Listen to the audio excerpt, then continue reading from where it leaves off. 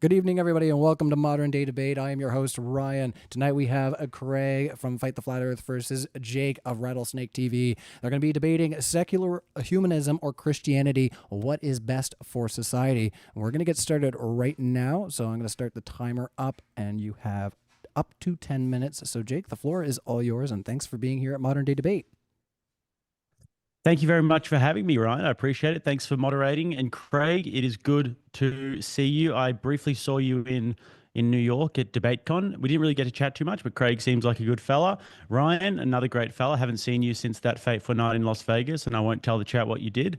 But the debate tonight is about Christianity or secular humanism. What is better for society? Now, let me first say that I believe that secular humanism is essentially a tool developed by atheist liberals to try and enact a Mike Tyson-like bob and weave around the existential trap of nihilism and to try and create a cosmic justification for their progressivism. This is reflected in the modern adaptations of the Secular Humanist Manifesto, which is far more focused on emphasis on group identity and systemic change rather than individual autonomy and rational ethics. Furthermore, it is a completely and utterly arbitrary worldview that inevitably has to bite the bullet of moral relativism and arbitrarity, and it's always subject to change, meaning that there is no objective or grounding principles that guide it. Craig has no actual justification and guiding principles that suggest that his principles are better than mine or anyone else's for that matter. But with that, I don't want Craig to try and accuse me of being bad faith or playing any rhetorical games, because I simply want to put the ball in his court today and explain exactly why I believe that Christianity is demonstrably better than secular humanism, and hopefully we can have a really good back and forth about this. To answer this, we must first look at Christianity and what it has done throughout history. Christianity's moral teachings, particularly the core of the golden rule, do unto others as you would have done to you, have not only reshaped civilization, but have continually provided the moral foundation for compassion, justice, and human dignity. Christianity at its heart is built on love and selflessness, two things that secular humanism, though it may strive for, cannot truly anchor in anything objective. The Christian imperative isn't about acting out of self-interest or even communal benefit. It's about loving your neighbor even when there is nothing to be gained. How does secular humanism explain this? And by this, I mean altruism. If we are all just the products of evolutionary process, hardwired for survival and reproduction, then why would we constantly engage in self-sacrificial behavior? This seems to go against pure self-interest, which evolutionary theory suggests should be the driving force of human behavior. Christianity, through its teachings of Jesus Christ and the aforementioned golden rule and much more, calls for radical care for the poor, the marginalized, the oppressed, and those who cannot repay you. And this ethic has transformed society at its core. One of the most profound ways in which Christianity has manifested this call to action is through charity and healing. Let's consider hospitals. Long before secular institutions made strides in healthcare, it was Christians who built the first hospitals, taking Jesus' call to action very seriously to care for the sick. They didn't do this because it was profitable or beneficial to them. They did it because they believed in the intrinsic value of each individual, rooted in the belief that each person is made in the image of God. The Christian ethic of mercy and compassion led to the establishment of these institutions, which saved countless lives and laid the foundation for modern medicine and healthcare. Furthermore, Christianity has been at the forefront of real social justice movements, notably in the abolition of slavery. It was Christian leaders like William Wilberforce in Britain and Frederick Douglass in the United States who led the charge against the inhumane institution of slavery, drawing from their Christian faith to argue that slavery was a gross violation of the dignity and value of the human being. How does the secular humanist account for this? If morality is simply a product of human experience and cultural evolution, how can you claim that some actions such as slavery, genocide, or child abuse are objectively wrong? If morality is subjective, how can we universally declare acts to be immoral? Secular humanism struggles to provide an answer that isn't purely subjective or based on fleeting human consensus. Christianity, however, provides objective moral grounding, the belief that humans are created in the image of God and therefore have inherent worth. The divine command gives Christians the reason to love their neighbors, care for the oppressed, and promote justice. It's not just an ideal or a nice suggestion, it's a moral obligation to embody the very teachings of Jesus, who commanded his followers to even love their enemies and to serve others selflessly. Furthermore, let's talk about volunteering and charitable work. Organizations like World Vision, Catholic Relief Service, and Compassion International are Christian organizations that continue to lead the charge in fighting global poverty, hunger, disease, and providing education. Their missions are grounded in the Christian belief of love, not love as a vague feeling, but love as an active, self-sacrificial choice to serve others. The organizations don't just help, they are the embodiment of the golden rule in their actions, demonstrating that Christianity's impact on society has been profoundly transformative.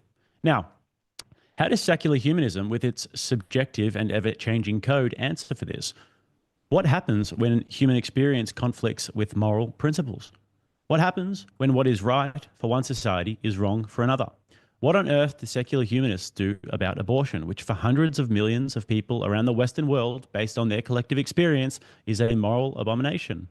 But we probably won't arrive at a real answer because their moral framework is relativistic, meaning it cannot offer the sustainability or moral clarity to guide a flourishing society over time. Christianity, by contrast, offers absolute moral clarity. The Bible's ethical teachings, such as the Ten Commandments, provide unchanging moral laws that govern both personal behavior and societal norms. Jesus' Sermon on the Mount offers a radical call to love the poor in spirit, to mourn with those who suffer, to hunger and thirst for righteousness, and to be peacemakers in a divided world. These values are not arbitrary, they are divinely ordained and given to guide all of humanity.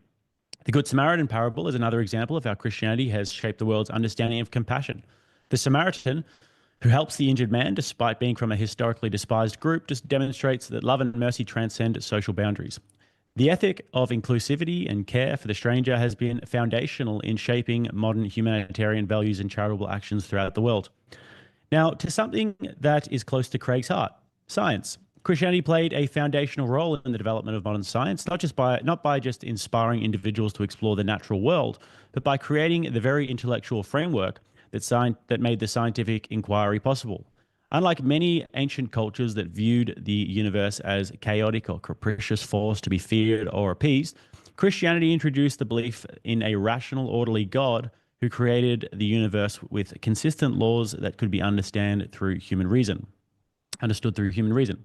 This worldview was radically transformative. It proposed that the world was not governed by arbitrary forces, but by a creator who established predictable patterns and laws. Early Christian scholars, including figures like Roger Bacon, Nicholas Copernicus, Johannes Kepler, and Isaac Newton, believed that studying the laws of nature was a way to understand God's handiwork and fulfill their spiritual duty to knowledge.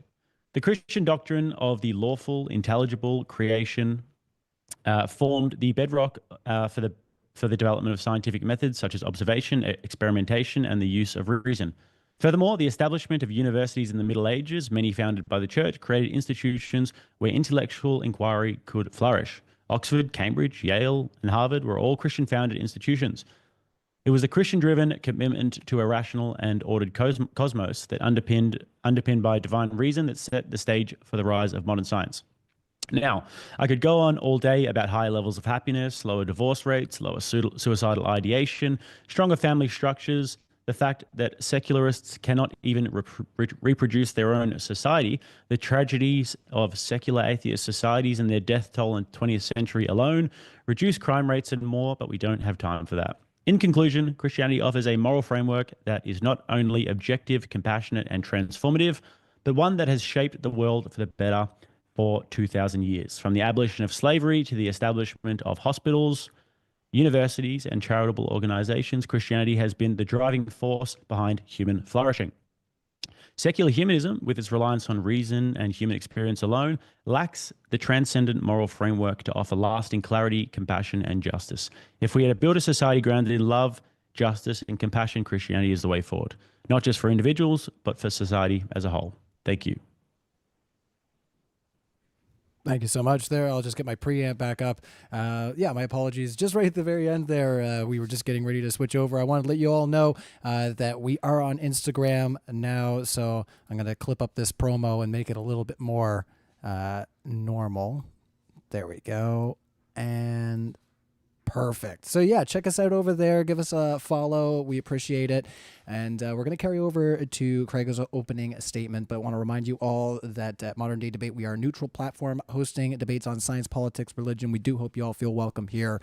And we are going to take Q&A at the end. So put in your super chats and we're going to answer those questions. We've already got a few. So thank you to those who've already put in there. But without further ado, over to you, Craig. 10 minutes on the floor. Thanks very much. Thank you for having me here again on Modern Day Debate. It's always a pleasure. And Jake, nice to meet you. Yeah, it was, well, nice to meet you again. Briefly saw you over in New Jersey. That was fun. Hopefully I'll see you again in Nashville in October. That'd be awesome. All right, everyone, thank you for being here today. We're delving into a crucial debate about what is better for society. We compare two fundamental approaches to ethics and governance, secular humanism principles versus religious doctrines, and how each shape the way we manage our societies and uphold our values. Let's start by unpacking what we mean by secular principles. These aren't just arbitrary ideas. They are grounded in reason, provable facts, and societal consensus. This approach is about creating a level playing field where everyone, regardless of personal beliefs, can find a common ground. This is essential as it helps build a society where laws and rights are universal, not selective. Take the history of slavery as a stark example. Surprisingly, many Christian leaders in the US once used the Bible to justify slavery, citing verses from Leviticus and Ephesians about enslaving neighbors and slaves obeying their masters. This rationale prevailed for a long time, especially in the South, and led to profound divisions within churches and communities. Yet, not all religious people supported this. Many, like William Wilberforce in the UK, opposed slavery vehemently. Wilberforce and others like him used their Christian values of love, mercy, and justice to champion the Slavery Abolition Act of 1833. This highlights a crucial aspect. Religious ethics can be interpreted in vastly different ways, sometimes being twisted to justify both good and evil deeds. This brings us to an important observation. While religious ethics can flex according to the interpretations of sacred texts, secular principles strive to evolve based on collective understanding and the latest knowledge. Today, we'll explore how the adaptability of secular ethics is ideally suited to address contemporary challenges, far better than more rigid religious approaches that might not keep pace with issues like human rights. I'll examine how adopting secular principles has advanced personal freedoms, spurred scientific research, and enhanced social welfare, and contrast these achievements with some of the grim chapters in history often supported by religious doctrine, such as the Crusades or the witch trials. As we delve into the debate, let's consider whether a society can indeed be ethical without being religious. It is possible to depend on a set of ethics. Is it possible, to depend on a set of ethics that everyone can influence and accept? How do these principles stand up to the demands of a modern, equitable society?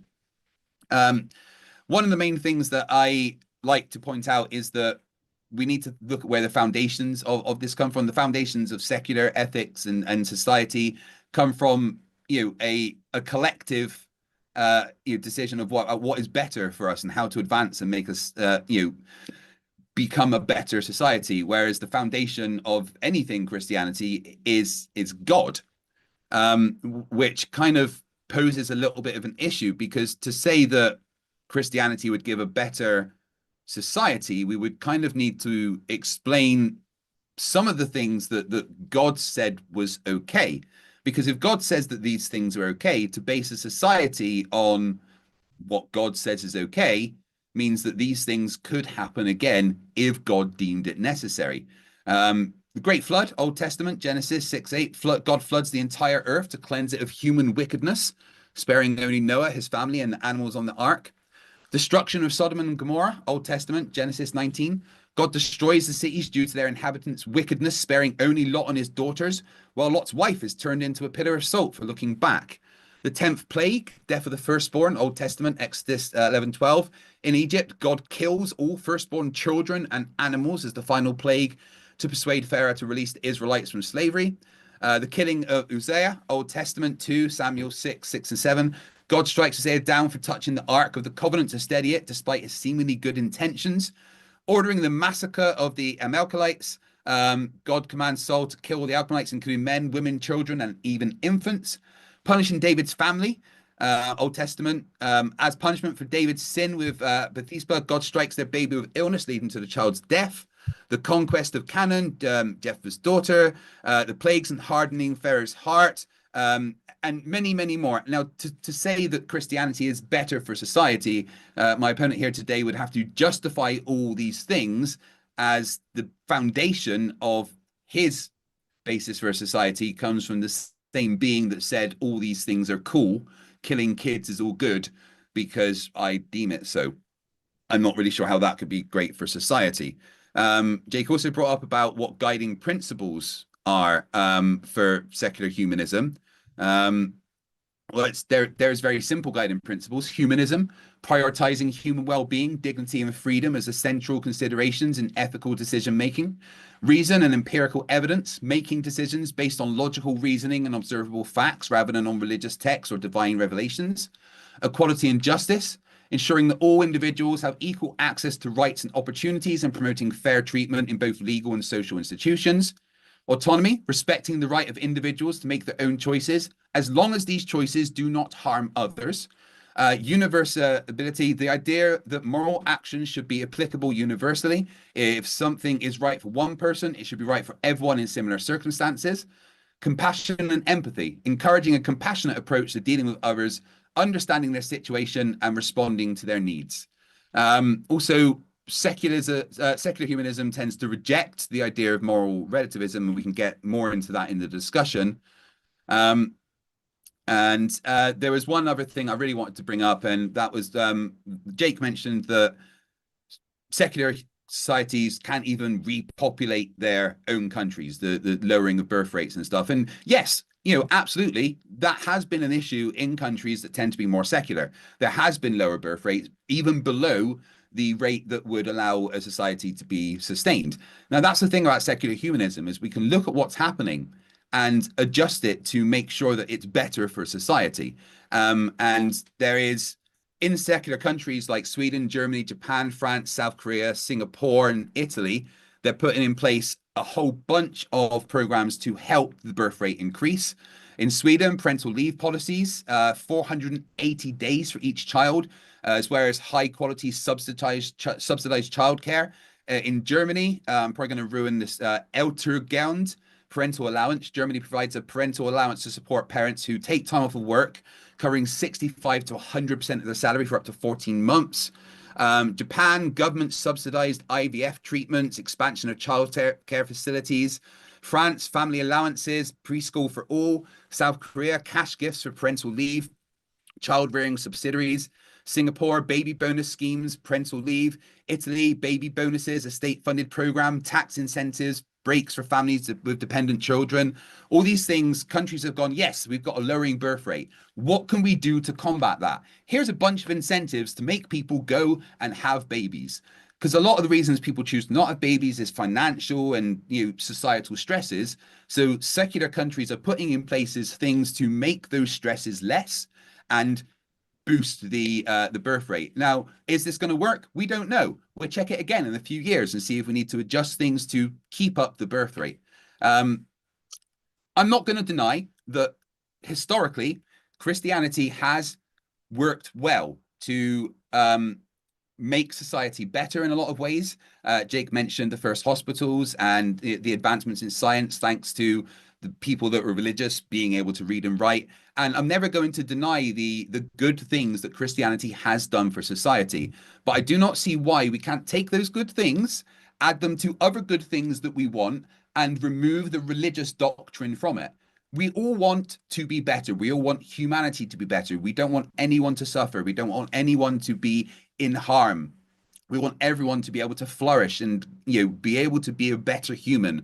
And why can't we do that without the strict religious doctrine from what appears to be a petty, evil God that can wipe out humanity at a whim? 1 minute. And thank you.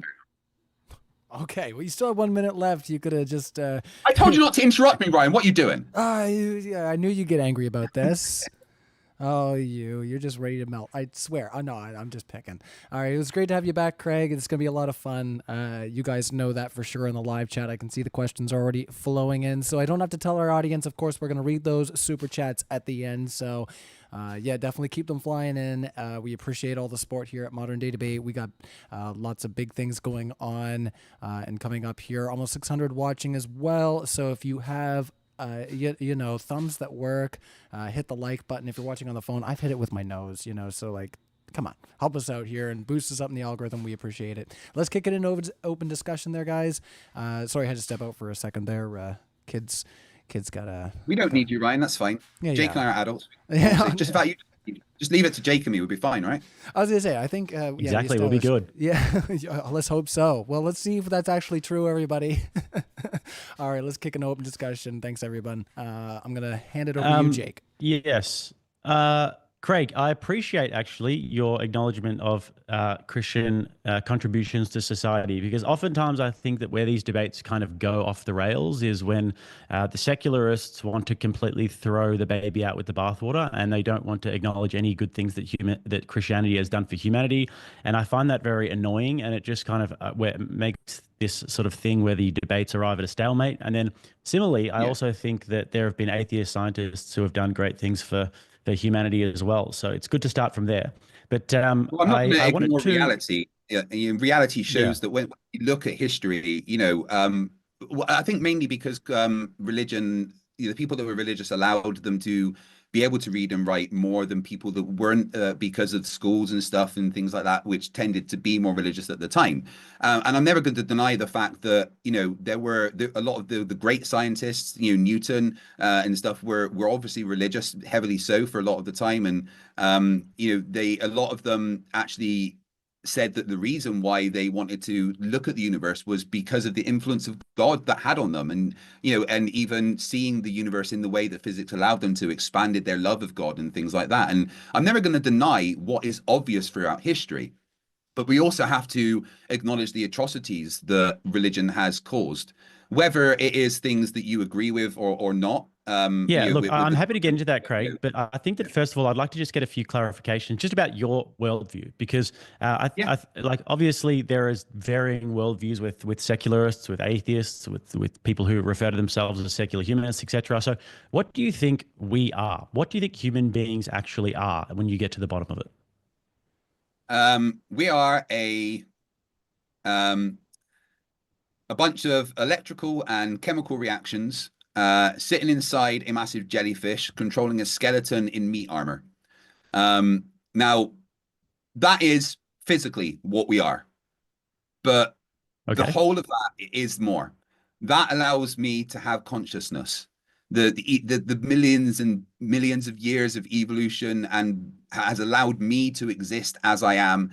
And I look at the universe and think, wow, there is a billion cosmic coincidences that have come along to allow me as a being to exist. And I think that is absolutely wonderful. That gives me great happiness to know that somehow, out of all this chaos and randomness, out of the trillions of consequences and things that could have happened throughout the billions of years that the universe has existed, it's all come together and allowed me to exist in this way, in this form, with this consciousness and this ability to perceive the world. All right, Jake's trying to jump in. Understood.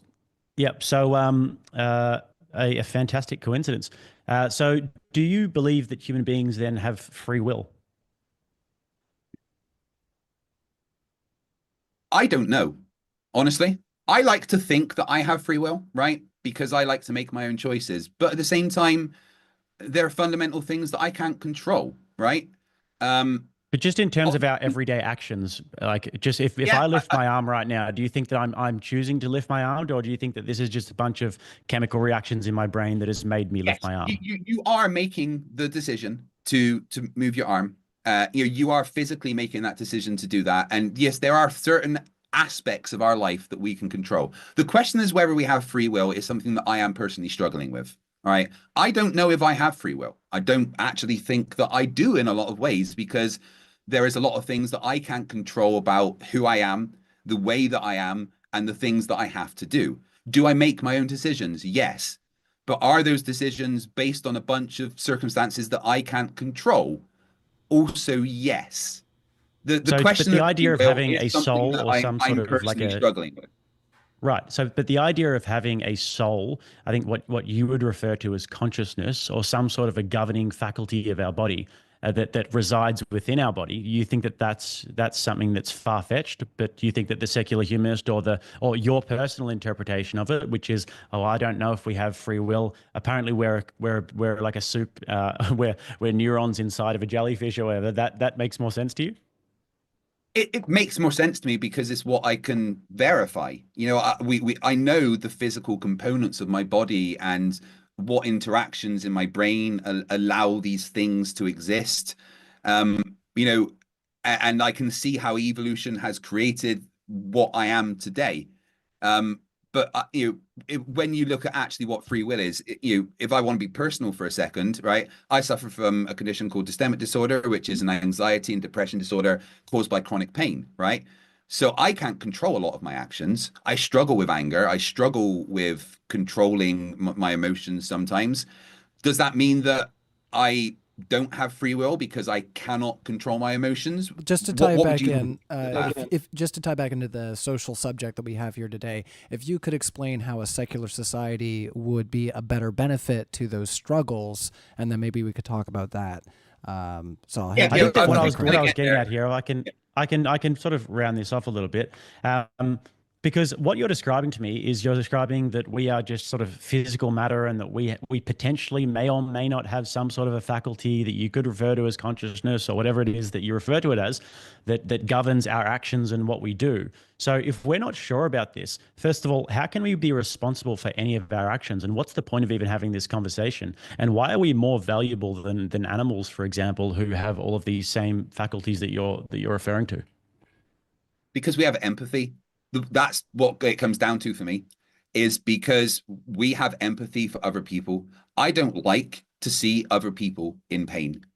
Pain is something that we all experience in one form or another, emotional, physical, or whatever. I don't like to see other people in pain. And for me, it is about empathy. What can we do in society to reduce the suffering of others? And again, I will absolutely acknowledge the help that Christianity has done towards that. Counseling services came from a lot of things that Christianity did, but in modern society, why can't we take that without then having the religious doctrine behind it and advance it in whatever way is better for society? A society evolves, the needs of humans evolve, the needs of counseling evolve. Secular humanism gives us the ability to say, well, what can we do to stop the bad things that are happening? Let's look at the world around us instead of relying on history and religious doctrines. Let's look at right now and the suffering in the world, and what can we do as humans collectively to try and reduce that overall. That's why it's Okay. important. That's why Yeah. you and I have this conversation, because I have empathy.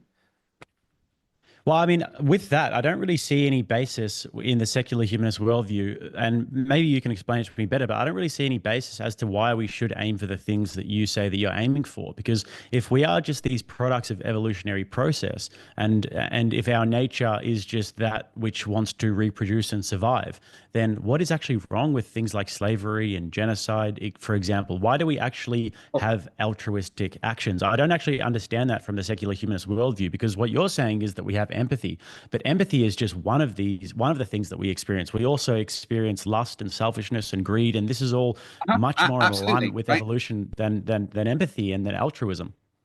I wouldn't agree with that it's much more in line in evolution. Evolution is about adapting to societal pressures, and the current societal pressures include the fact that humans suffer.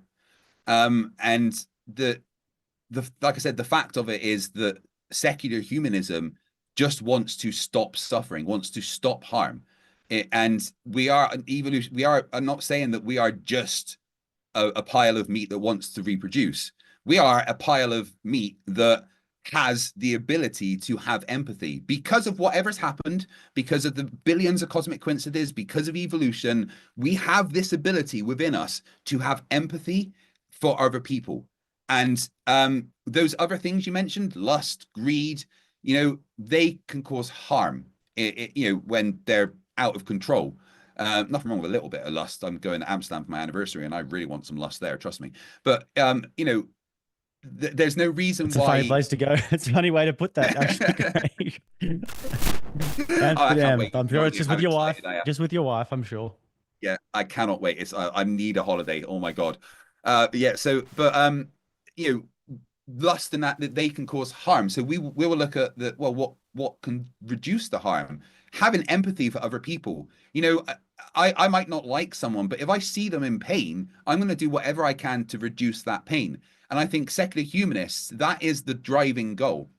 It's to stop suffering and allow humans to flourish in the best way that they can without restrictions and religious doctrine holding them back.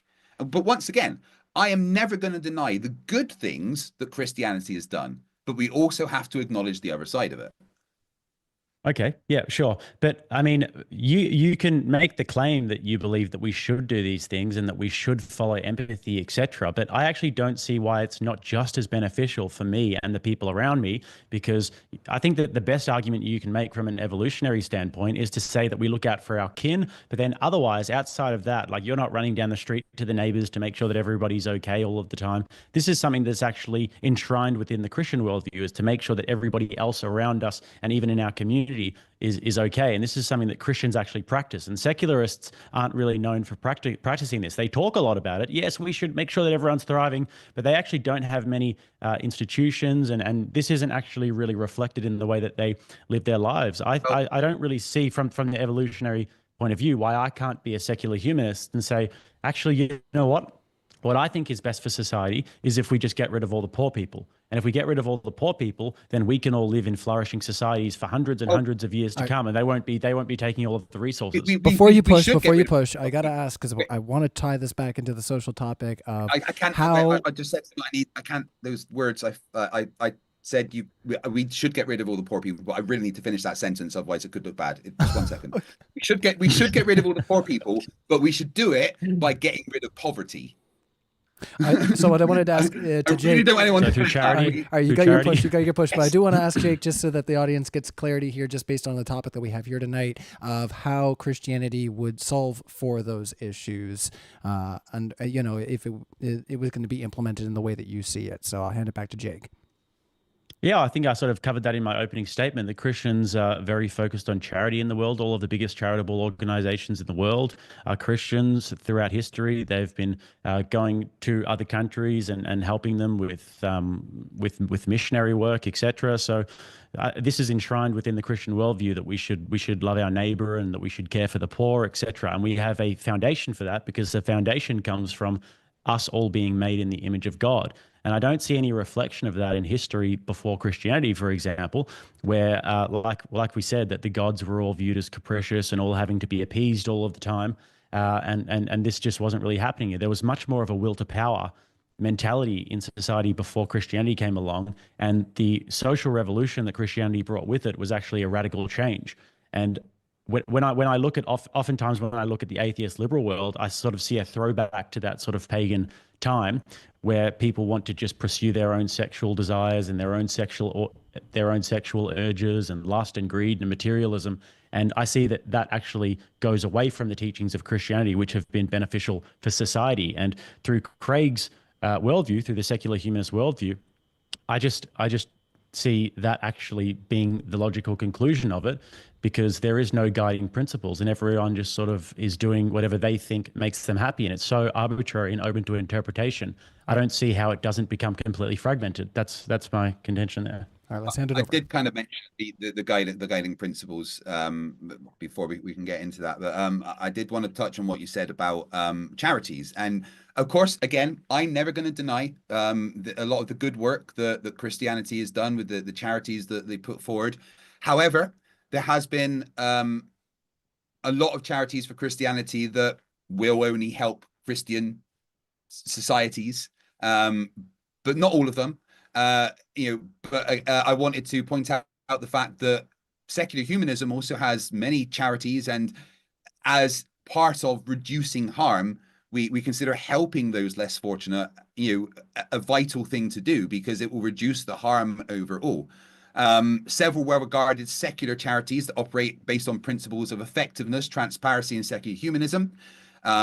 Doctors Without Borders, Give Directly, the Against Malaria Foundation, Human Rights Watch, Oxfam International, Secular Student Alliance, Freedom from Religion Foundation, Center for Inquiry, Direct Relief, and Pathfinder International. These 10 charities are known for their commitment to secular principles and effective aid, often relying on evidence-based approaches to philanthropy and aid distribution.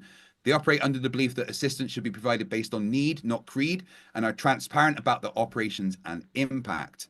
Once again, never am I going to deny the positive impacts that Christianity has had on society. But I don't see why we can't take the positive impacts that Christianity has had and evolve those as society also evolves. And just one quickly to touch on what you said about evolution, I think there's a slight misunderstanding on evolution. Evolution doesn't just mean more people is good. Evolution could mean less people is good. For instance, if there's a time where there's a worldwide drought and there's less food, evolution would call for there to be less people. That would be better for society at the time. Whereas Christianity just kind of has a make more babies principle, which isn't always the best thing for society or evolution. I would push back on that a little bit, just in the sense that, first of all, I totally agree with you that the evolutionary principle would say that perhaps you could interpret that, and I think that the secular humanist worldview, you could also interpret that it is best to have fewer people. And this is why a lot of secularists are Malthusian in their ideology, that they believe that the world has finite resources and it would actually be a lot better if we had less people. But Christianity, our call is to be fruitful and multiply. And throughout the 20th century, for example, when we saw the big population boom, and even before that, the Malthusians, they thought that that there wasn't enough resources, so we actually had to cut back the population. You look at the population bomb by Paul Ehrlich, for example, it propagates this idea, but that was just completely wrong, because as we continue to develop as a society, and as we continue to develop scientifically, we found that we had abundant resources and we were able to feed everybody on the planet, no worries. So I would completely agree that the secularists could definitely make the argument that less people is better, but I don't really see how that's a good thing. But just before we hand the ball back over to go back to his last point about an agreement that Christian organizations have done good in the world, and then he gave some lists of some secular organizations. Would you agree that some secular organizations have done good in the world, or would you contest, what they may have done and say that there might be I completely agree. There'd definitely be some secular organizations that have done good in the world, but it just comes from a Christian ethic. That's the problem. They're just appropriating a Christian ethic. That's all. They're in Christian societies. All of their foundations, their ancestors are all Christian. The ethics and where they get their guiding principles from are all Christian, but they just want to deny the source and the foundation, and actually oftentimes ridicule and mock the foundation. All right, let's carry on. Well, go ahead, Craig. Yeah, so when we're looking at you said about we were talking about poverty and things like that. What would you say to the fact that a lot of predominantly Christian countries, mainly Catholic for some reason, tend to have a lot of poverty? Like if we look at Latin America, where Christianity, mainly Catholicism, is dominant religion. Brazil, Mexico, and Colombia have substantial portions of their populations living below the national poverty lines, way higher than the global averages. So why, if Christianity is the main driving force in these societies, is there such diverse poverty ranges? There's people that are super wealthy, but there's a massive majority that literally live in shanty towns and stuff, well below the poverty lines. Yeah, no, I'd say that the obvious answer for that is that they have experimented with too much communism and too much fascism and too many secular ideologies. And there is a lot of government corruption in those countries that has led to unbelievable wealth disparity. I've spent a lot of time in those countries, actually. And the amount of damage that has been done in those countries like Venezuela, for example, and even Brazil, Colombia, Chile, etc. They all have a very, very dark history over the last 100 years of experimenting with secular ideologies, with communism and fascism, etc. You see this, like we just said, in Chile, and even in places like Argentina. Argentina has, over the past sort of 50, 60 years, been completely ravaged by socialism, and these, unfortunately, are secular ideologies that lead to extreme corruption, wealth disparity. And if they were governed more by, yes, there are a lot of religious people in those countries, but their governments, unfortunately, are extremely, extremely corrupt. Isn't it also true though that a lot of wealth is within, like if we look at Catholics, they seem to hoard a lot of wealth. Churches, you've got these like mega churches and stuff that are funded with millions and millions and millions of dollars, and like pastors that are super rich and things like that, that are that are taking their money from people that are still below the poverty line. Explain those kind of things to me within a Christian society. How is that allowed to exist if the idea is to reduce poverty, and yet we're allowed to make super rich pastors and mega churches that are worth millions and millions of dollars? Yeah, I actually completely agree with you about those points. I don't think that should be able to exist, and I think that corruption, unfortunately, is a part of is just a part of some of the passions that humans have to, and selfishness and materialism is a part of these passions that humans have to try and try and not lean into too much. And a lot of these churches are these modern day sort of Protestant churches that have these mega sort of churches with their bands and all of this. They are extremely corrupt, and I don't think that they fall within the ethical purview of Christianity. So, I mean, this is what I kind of mentioned in my opening about how Christian values can be twisted very, very easily to, you know, to other means. In the case of super churches and mega churches and super rich pastors, they've twisted Christianity to make themselves rich. And then they say, oh, God told me to do this. Like there was a video about one of the super rich pastors, and he was approached by a journalist. Why have you got this private jet? Well, God told me I should have the private jet. Well, how can we justify that though? How can he justify that within Christianity? Where does Jesus tell you to go and get rich off the poor? You'd have to ask him how he twisted that to his words, because he I will. think that it'd be a stretch. It'd be a stretch. I agree that it could be a stretch, but it can be twisted nonetheless to do those things. The same way that when slavery was starting to be abolished, many religious people in the south of the USA used religion and things said in the Bible to try and keep slavery. Yeah, I fully admit that Christianity had a massive they were one of the massive reasons why slavery was abolished. But at the same time as that happening, people were using Bible and Christian values and things said that came from God to say that slavery should happen. So how do you deal with these disparities between religious views when they both say, well, no, this is religion, this is what the Bible says? How do you then decide who is correct and what is actually better for society?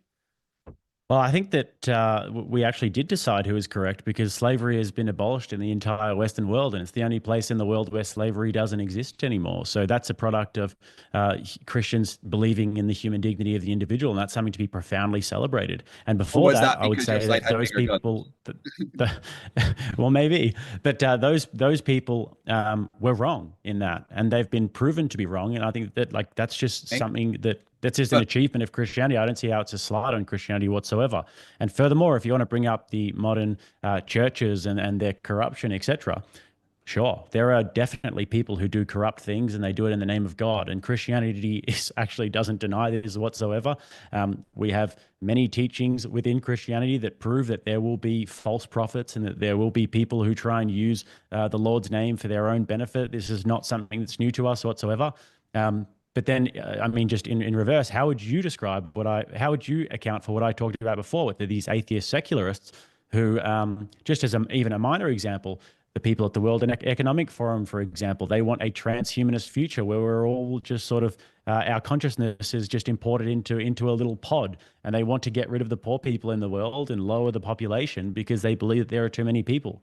How do you account for these extremely powerful secularists who have this view of the world? Ooh, that's some of that Neuralink stuff. Oh, I don't know about that. Yeah, Yeah, I mean, exactly. I wouldn't say they are secular humanists. You know, that there is a difference between secular and secular humanists. Secular humanists are about making humans better, and I would say Can I that provide some more that context, stuff you Craig? just said.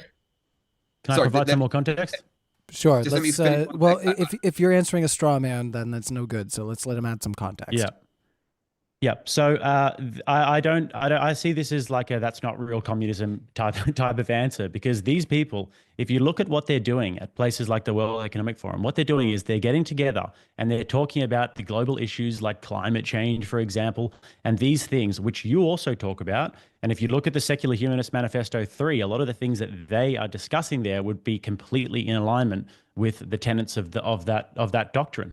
So they're talking about climate change and everything, but their prescription for how you actually sort out these issues is that we need to reduce global population. So how can you actually say that they're wrong based on your own secular humanist manifesto? And how do you know that if you guys did get into power, that these extremely rich billionaires like Klaus Schwab, for example, wouldn't just come in and say, you know what, this is our interpretation of secular humanism because we need to reduce the population or else we're not going to have enough resources. The sun is going to get more hot and climate All right, change is going to kill us all.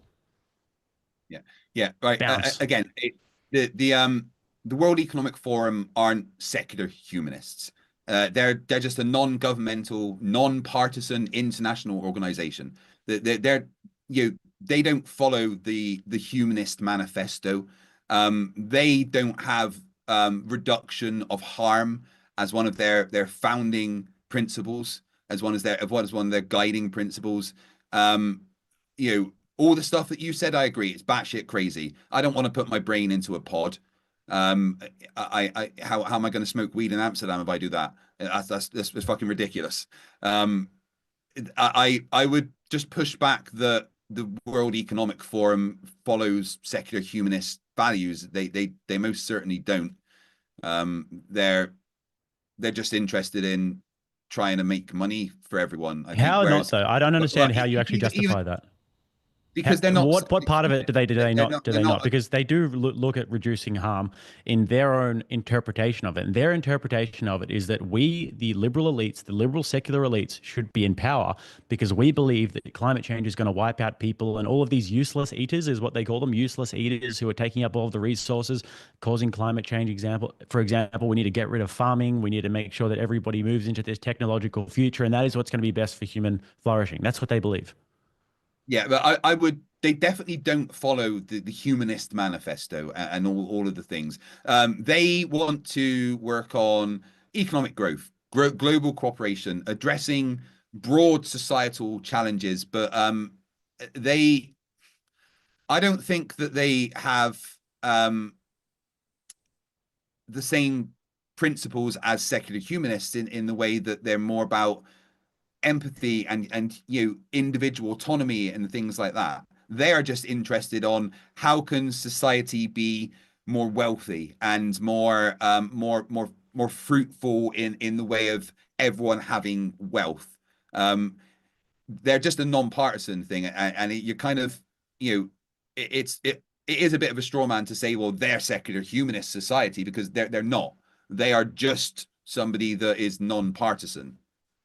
You think that none of them are secular humanists? None of them would consider themselves secular humanists? They might be, but some of them might be Christians as well. I don't have a list of all of them, but even if some of them are secular humanists, some of them are Muslims and some of them are Christians or whatever, it doesn't make that entire organization the organization of whatever that is. The organization is a global corporation from multiple societies, from many different walks of life that are getting together to try and make the global economic infrastructure more sustainable. It's certainly not a secular humanist organization. Well, this is it kind of gets into the problem, I think, of the tyranny of the majority. So, if you and your buddies, your secular humanist buddies, got into power tomorrow, boom, click your fingers, everybody says, "Yep, secular humanism, we're electing you guys into government," and then those guys came along, and this is just a minor example. We could give much more egregious examples of people that might want to interpret the secular humanist manifesto in in a much more heinous way.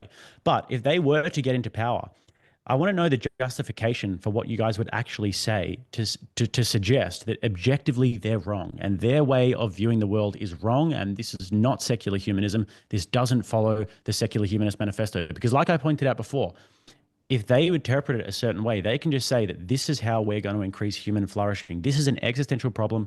We have to make sure that we reduce the population over time. We're not going to go and genocide anybody, but over time we reduce the population and we make for a thriving civilization. Like, why would that be actually wrong? Um, Again, they're not talking about individual autonomy of people and things like that, and empathy and reducing harm of individuals and society. They're just focused on economic stability of the global infrastructure in whatever way they see fit. But I don't agree with the majority of the things that the World Economic Forum says, and a lot of people that I know that are secular humanists also don't. They're they're just a non-religious organization full of a bunch of different people that have maybe misguided ideas about how to help the economic future of society. I honestly think it's a bit of um, you know, a side argument that doesn't need to be made, because they're not anything to do with secular humanism. They're just an individual organization. Hmm. Uh, Yeah, I mean, I guess another big problem that I've got with this is that the standards of secular humanism are just always changing. So I don't see how it could evolve Evolving. to become pretty much anything. I mean, you look at some of the major societal, just the social issues, for example, that we've got today, including transgenderism and abortion and LGBTQ. These are all heavily divisive topics. I mean, I brought up abortion in Agreed. my Absolutely. in my opening statement. Hundreds of millions of people in the Western world alone view this as a moral abomination and will Okay. dedicate their Yeah. entire lives to stopping this practice. So how does secular humanism actually account for this abomination? Well, what is your views on abortion? I'm pro-life. So you don't think there should ever be abortions under any circumstances? Unless the mother is going to die. So what if someone is raped and then made pregnant? They have to keep the baby? Yeah, I mean, if you just look at it from the logical standpoint, the baby inside the mother's womb is a human life. It's wrong to take a human life. Therefore, it's wrong to kill that But baby. what if that mother that's been raped and now has a bunch of medical problems, mental problems, has no ability to take care of that baby, and that baby is now born into an awful life for the rest of their existence? Would So your solution is kill the baby. No, I didn't say kill the baby. I'm Oh just my. saying you're cool with that baby existing in a horrible life. You're saying Well, that then, the Craig, mother with that that logic, was let's just raped. go to Wait, all the hold on. Let me orphanages. finish. We're all Let me with. finish what. Wait. Please let me finish what I'm saying. Well, hold on, but hold on. So, I get the I know point. you want to finish up, but I kind of want to cut through, and because I thought the point you were going to make, and I thought, oh, okay, that is interesting because you said, only if a mother's life is in danger, or the.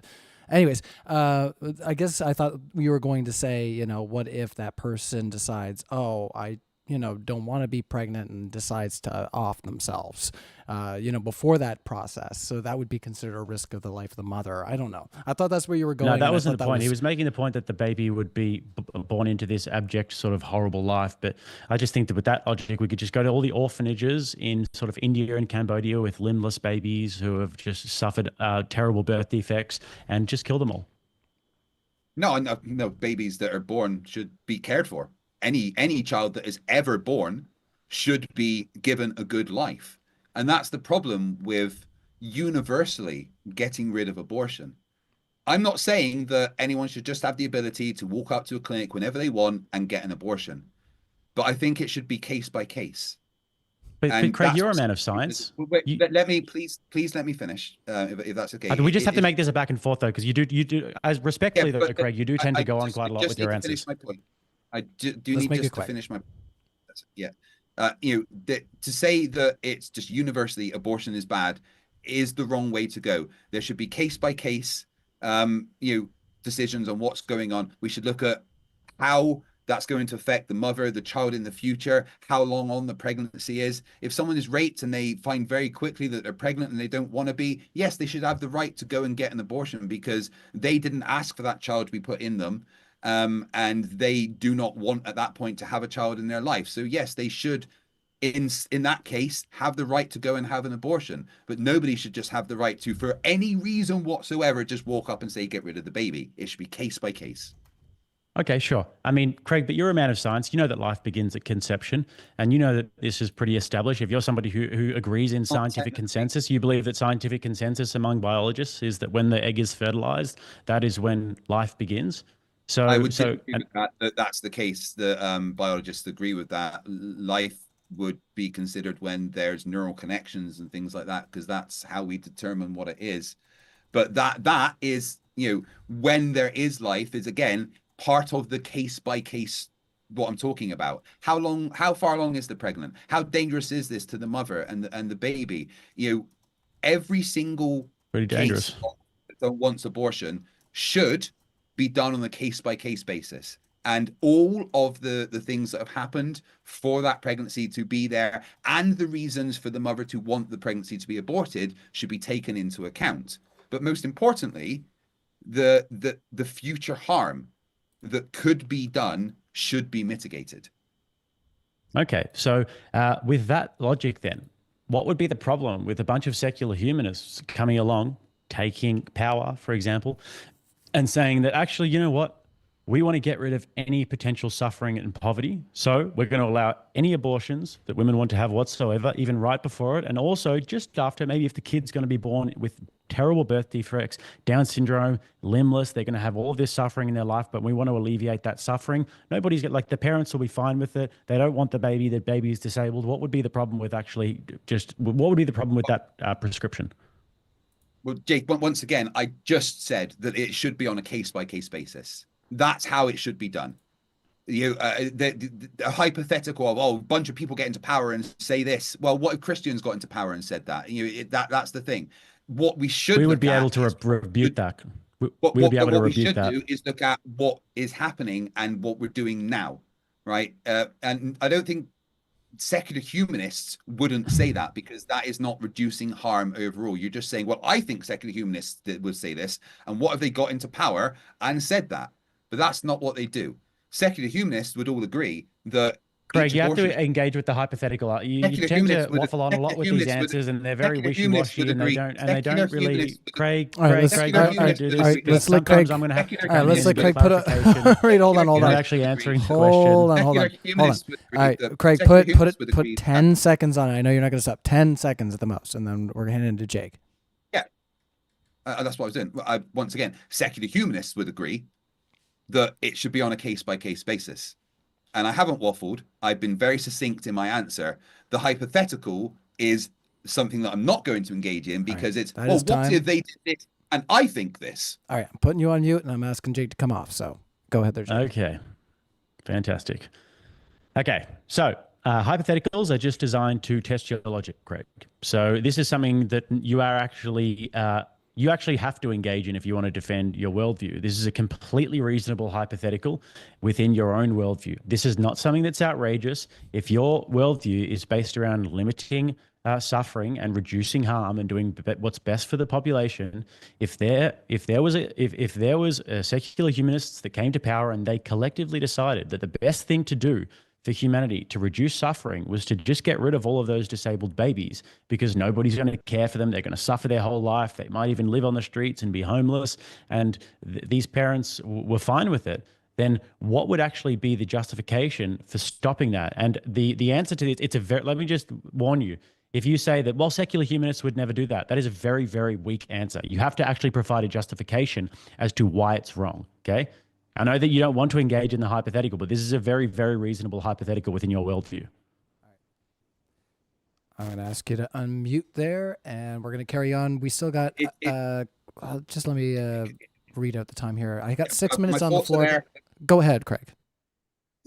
Yeah, it's not a hypothetical that I should engage with, but I will.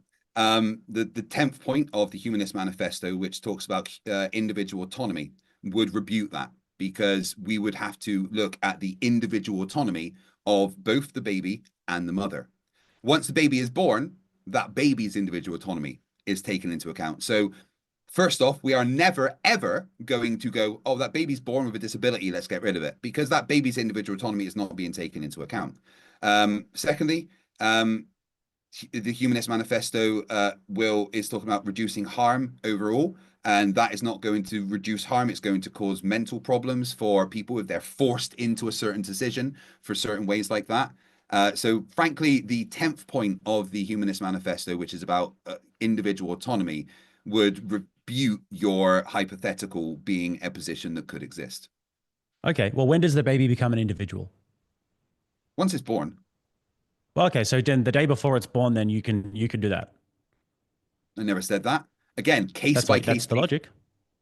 Case by case basis. If the day before the baby was born, it's going to kill the mother, then you would have a cesarean section, as the mother wanted that, and hopefully the baby and the mother would survive. Try and reduce harm on both sides. Okay, again, but then Jake, okay. the important thing that I get the point. The important thing that you keep going over and ignoring is that it should be and always will be a case by case basis. That is the thing that you keep ignoring. You're putting in point these hypotheticals of, oh, well, here's a unilateral decision that everyone's going to make. No, it should be a case by case basis. All right, cool. You've said that a few times now. So case by case, making it completely arbitrary. So basically, if you want, that doesn't mean arbitrary. I'll just put a slight adjustment on the hypothetical then. If it's in the last week of pregnancy, and the secular humanists have interpreted it to say, this baby, not looking so good. It's got some deformities. Its family's poor, really poor. We need to reduce their suffering. How would you actually counter that then? Because the baby is not an individual. We don't need to worry about its individual autonomy. It's just purely because the family wants to get rid of it. The family's really poor. It has disabilities, and they allow for this. Would that be a practice that could be justified if everybody is cool with it? All the things would be case by case basis. Everything would be taken into account, and the mother and the baby's health would be taken into account. Again, case by case basis. That's all we have to do. There's no basis for it. Let me switch it back on you. Let's have a hypothetical that I hope you can engage with. God turns up and says, it's absolutely cool to kill all babies. Go and do it. Yeah, that's not going to happen. Well, excuse me, it's a hypothetical. God has before in the past killed babies many, many, many times. So what if God appears now and goes, you know what? I don't like what's happening in the world. I want you to go and kill all the babies. Well, it wouldn't happen because it's not because no, it's not within God's nature. You can't just say yes, it is. I listed 10 things where God killed a bunch of babies, and if he's done it before, he can do it again. It's a hypothetical, and I'd like you to engage in the hypothetical like I just did. What if God turned up and said, I command you to kill all the babies because I think everyone is evil? What do you do?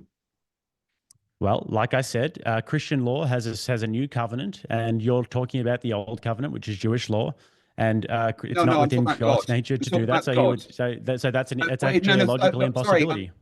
Jake, sorry, it's not. It is. So now it's okay to interrupt, is it, Craig? When you want clarification on the question, now it's okay to interrupt. I see.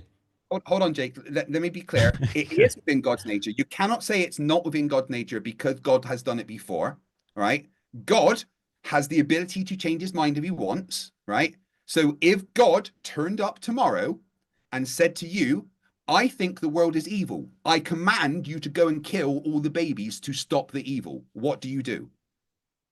Like I said before, Christianity has a new covenant, and Christian law is not Jewish law. What you're talking about is Jewish law in the old covenant. So the hypothetical that you're talking about is actually a literal impossibility, and nobody could interpret Christian law that way. So what you're saying is a logical impossibility, whereas what I was saying to you was completely logically possible, that somebody could interpret secular humanism in that way. Again, It's not a logical impossibility because God did it before. He has changed his mind once and he could change his mind again. Christian law is irrelevant. I am asking you specifically, if God turned up tomorrow, your God, and said, I've changed my mind. I now think everyone in the world is evil, and I command you to kill all the babies because I've done that before when I thought everyone was evil, and now I'm doing it again. I'm changing our covenant. I'm changing the things that I've told you. As your God, I command you to kill all the babies. What do you do? You can ask it in 10 different ways, and you can pour salt on it and you can pour some lemon on it, but it's not going to change the answer. Is that God has a nature, and the Christian law is different to the Jewish law that you're speaking about. So, I mean, is this a theological debate, or are we talking about the efficaciousness of secular humanism and Christianity? So I want to be clear. You won't engage in hypothetical because you say, well, God wouldn't do that, even though he's done it before. It's not about law. Wait, it's not about law or anything. God did these things before. God wiped out humanity because he didn't like it. God killed every firstborn because he was mad. So God, it's in his nature to do these things. So when you say that's not within God's nature, you are logically wrong because God has done it before. Logically, God has changed his mind. Logically, God could change his mind again. So without avoiding the question by saying, oh, well, I don't think it could happen, let's engage with the hypothetical, Jake. The hypothetical is your God Craig, why do you take 5 minutes to ask a very, very like a simple question? I've answered the question five times. I was very nearly at the end of the this is not a theological debate. Jake. Craig, you get very angry when people interrupt you, and then as soon as I start talking, you interrupt me straight away. I'm sensing a little bit of a double standard here on your part, Craig. There's no double standard, you like to just keep talking. Hold on, let's Jake. Hold on. Nobody else can talk. Hold on. Are you okay there, Jake? That's not the way that these things work, Craig. If you're going to have that standard for me, we're going to have it. I could hear when I stepped out, and as I went to shut the kid's door, my daughter did say, that guy's talking a lot. So I have to be fair. If the kids vote, all right. Honestly, let's let Jake respond though. You've unpacked quite a little bit. I haven't finished what I'm saying. Can I please finish what I'm saying here? Quick, Bo, if you really can do that. All right, you're. Yeah, thank you. Right. Once again, I am not accepting Jake's get out of jail. I was actually talking, Craig, so I would appreciate it if you could actually give it back to me when I was talking, because I was talking and then you decided to jump in and just start filibustering the entire debate. And I don't really appreciate that, Craig, and I can talk as much as I want as well. And if we're going to do this, then I can just keep talking and talking and talking. If Craig wants to just keep talking and talking, then I can just keep on talking and talking. If we want to have this debate this way, Craig, then we can do it. All right. We can do it, Craig. All right. I can talk too. To both of you. All right. We don't want either of you talking over each other. I put you both on mute. So we do want to try to get some back and forth on this. Hopefully this, like I say, if this is the final point that we can go down where you guys are willing to engage with each other, that's totally fine. We can get into the audience questions. But I do see you taking. Hold on, Craig. I do see you taking yourself off mute. I want to give you. You really want to put a bow on whatever it was you're saying. All right. I'm going to give you 10 seconds.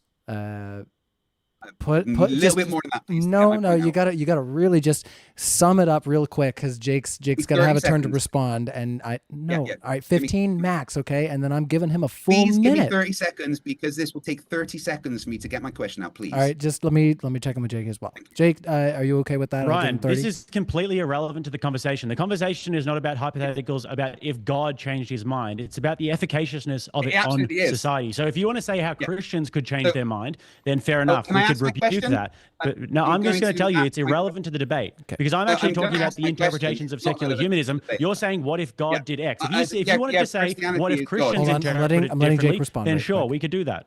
All right, I'll let him ask the question, and then Jake, if it is truly what you have just described, you can dismiss it, and we can carry on. Where you've already, said what you've said. So, Craig, I'll let you answer the question, and if it is truly what Jake has just described, we're going to carry on. So, go ahead, Craig.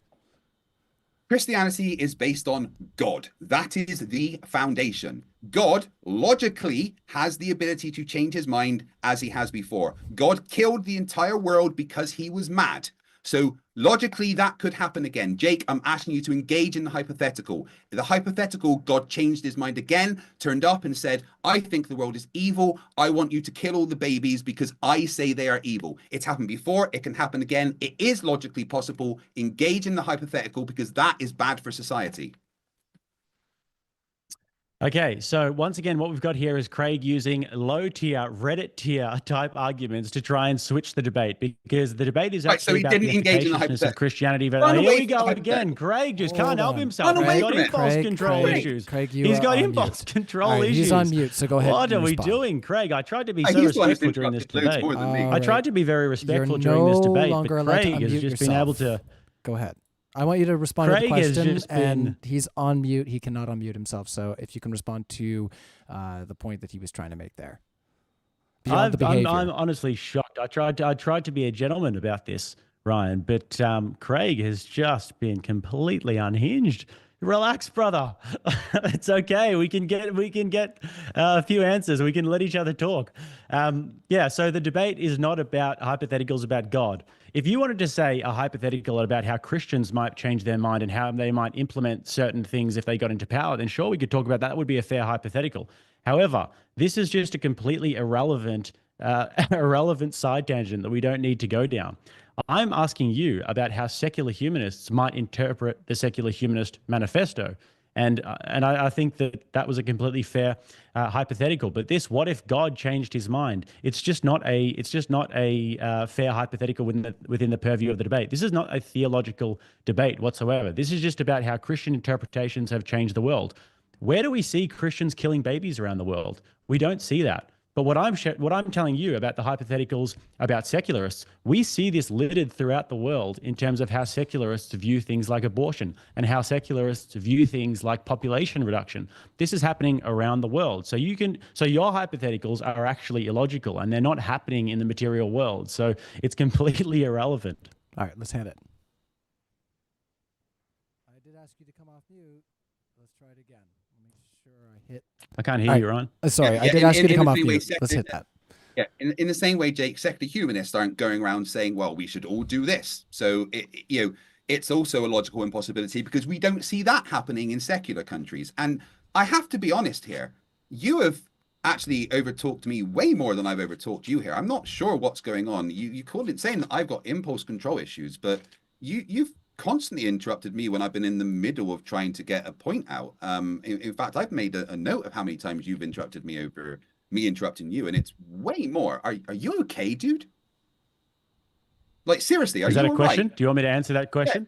Yeah. No, like, seriously, Yeah, are no, you okay? I'm. Because you seem to Yeah. think that I've been like unhinged and stuff. It was a rhetorical question. The majority. Was that a rhetorical question?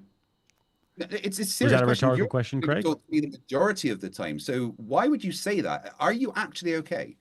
I think, Craig, if you watch the tape back, you're going to be very, very, very, very surprised. Yeah, and you think that's the way that the debate's going. I feel like, hold on there. I'm going to ask you both. Well, I don't think I need to meet you, Jake. I think we should move into the Q&A. I'm sorry, Craig. I think it would be best if we let the audience push some of the conversation a little bit here, because it does seem like we're getting into a little bit of tit for tat back and forth, and it's not... it might not be as constructive as what we might hope, So I'm counting on you, audience. We're going to take your super chats here, and we're going to ask those questions. We've been at it for about an hour 10, hour 15. So I am going to give the speakers a chance here. I'll just take you off mute there, Craig. If you want to step out for a little break. I am not over talking. I'm really confused. Oh yeah, hold on. I just needed to. If I can just get one person who's talking right then and there, and everything gets quiet, it's totally cool. So, anyways, if you guys need to step out for a second, you want to grab yourself a drink, you need to use a washroom, that's totally cool. But we are going to answer audience questions in just a short minute here, and I'll put up that Closing statements or no, Ron?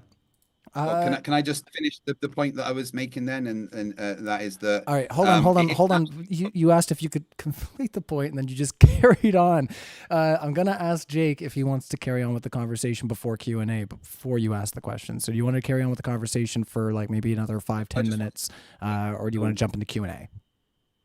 Well, that portion of the conversation is completely irrelevant. Craig did not answer my question. He just, every time I say these things, he says, "Well, that's not real secular humanism," and it's a pointless conversation. We could move into a new topic if he wants to. I'm happy to move into other topics, but that particular one is going nowhere. I'm happy to do closing statements if you want to, or happy to go into other topics. All right. I usually like to do closing statements, at the end of Q&A, just because there can be some unpack time during Q&A, and it seems like that might be the best thing to do. I can't hear anybody. Oh, hi, Craig. Hello. Hello. Hi. Did you just mute yourself? No, it wasn't me. I can hear Oh, you. There you go. sorry, my Starlink did a forced update. No So worries. All right. Well, um, we are going to get into the yeah. Q&A So, then, and try to ask some wait, can I not? questions. Oh, right. Hmm? Been trying to make a point, but I keep. No, never mind. It's fine. I won't make a point. I I've was going to been say, trying to it say does seem something like great. we've been going in No, a couple circles. I'm so sorry, Craig. I think we should go into the Q&A. So let's ask this can I question. just finish what I was saying? If possible, I've been trying to for a while, but every time I talk, someone mutes me or stops me from talking. All right. That's probably a good thing, Craig. It's probably for the best for the audience, for us, for everybody. So we should God, you know the probably what? sass move is on. coming out. Oh my goodness. We should All right. probably move It's on to fine. the Q&A All right. It's fine department now, if Craig, because you've if actually Jake become wants to quite run away. insufferable in this conversation. If I Jake think wants to that run people. All away, right, hold on, that's hold on, fine. hold on. All right, Ryan, 30 seconds, 30 seconds. Okay, if it's a question and we can have a No, conversation. you know what? It's fine. It's fine. Never mind. I've been trying to politely make a point for a while, and I've not been allowed. So it's absolutely fine. All right, fine. I'm not. I won't accept the meta-analysis now. You behave over there. All right, thank you both of our Am I speakers. allowed to make my point? Is that is it possible that I could actually get a few minutes to talk about being interrupted, or If it's not going to be like a meta-analysis of like how you didn't get to No, answer a it's not a question. meta-analysis. All right, then It's go, trying go, to make go, a go, point go, I've been go. trying to make We're for a ready while. for it. I'm begging you. Go for it. You're asking. Go for it. Do Sure, it. I'm not going to get muted again. Jake's on mute. Come on, roll it. Let's hear it. Right. Yeah. So, Jake has run away from the hypothetical. I've engaged with his hypothetical. He's saying I'm being insufferable, whereas he is refusing to engage in the actual conversation. The question is about what is better for society, Christianity or secular humanism. Christianity is based on God. God has previously killed all of humanity, including all of the children, because he was in a bad mood. It is logically possible that God could do that. Jewish, Christian does not matter. God is the foundation for Christianity. And if Christianity is what is going to be for society, we have to look at what God does. God kills babies. The hypothetical that Jake refuses to engage in is a completely logically possible one based on the nature of God. If Jake doesn't want to engage in the hypothetical that would show that it is bad for society to have God in charge, I completely understand, because it is an untenable 10 position seconds. he cannot hold, and is frankly a terrifying blow to Christianity as the basis for society, having an evil God that kills children. All right. Somehow you managed to have a closing statement before the end of Q&A, but It wasn't a closing statement. that basically was. It basically was. my And point. now you're on mute because he was on mute while you were talking. Come on, All Craig. right, Let's be fair. Go ahead, Jake. Can you let me respond to that, Ryan? For sure. Go ahead. You got 1 minute. I don't think perhaps Craig realizes this, but I'm not sure if he does realize this. But the utter stupidity of that statement that he just said is almost unbelievable to me, because I've been posing to him interpretations or potential interpretations of the Secular Humanist Manifesto, and he has been continuously telling me that it's not possible that people could possibly interpret the Secular Humanist Manifesto as such. But then he is up in arms by saying that it is logically possible that God could come back and change his mind and tell everybody to kill people, and I'm running from it. He says that I'm running from the logical possibilities, whereas Craig has out and out refused to engage with the hypotheticals about how secular humanists could logically come back and could logically come to power and interpret the Secular Humanist Manifesto. That is so much more logical. Human beings getting together, atheists getting together and interpreting the Secular Humanist Manifesto is a lot more logically possible than God coming back tomorrow and telling people 10 to seconds. kill babies, Craig. So please hold yourself to a similar standard, brother. It is embarrassing to see that. All right, we're going to jump into the Q&A before you guys get it back into it.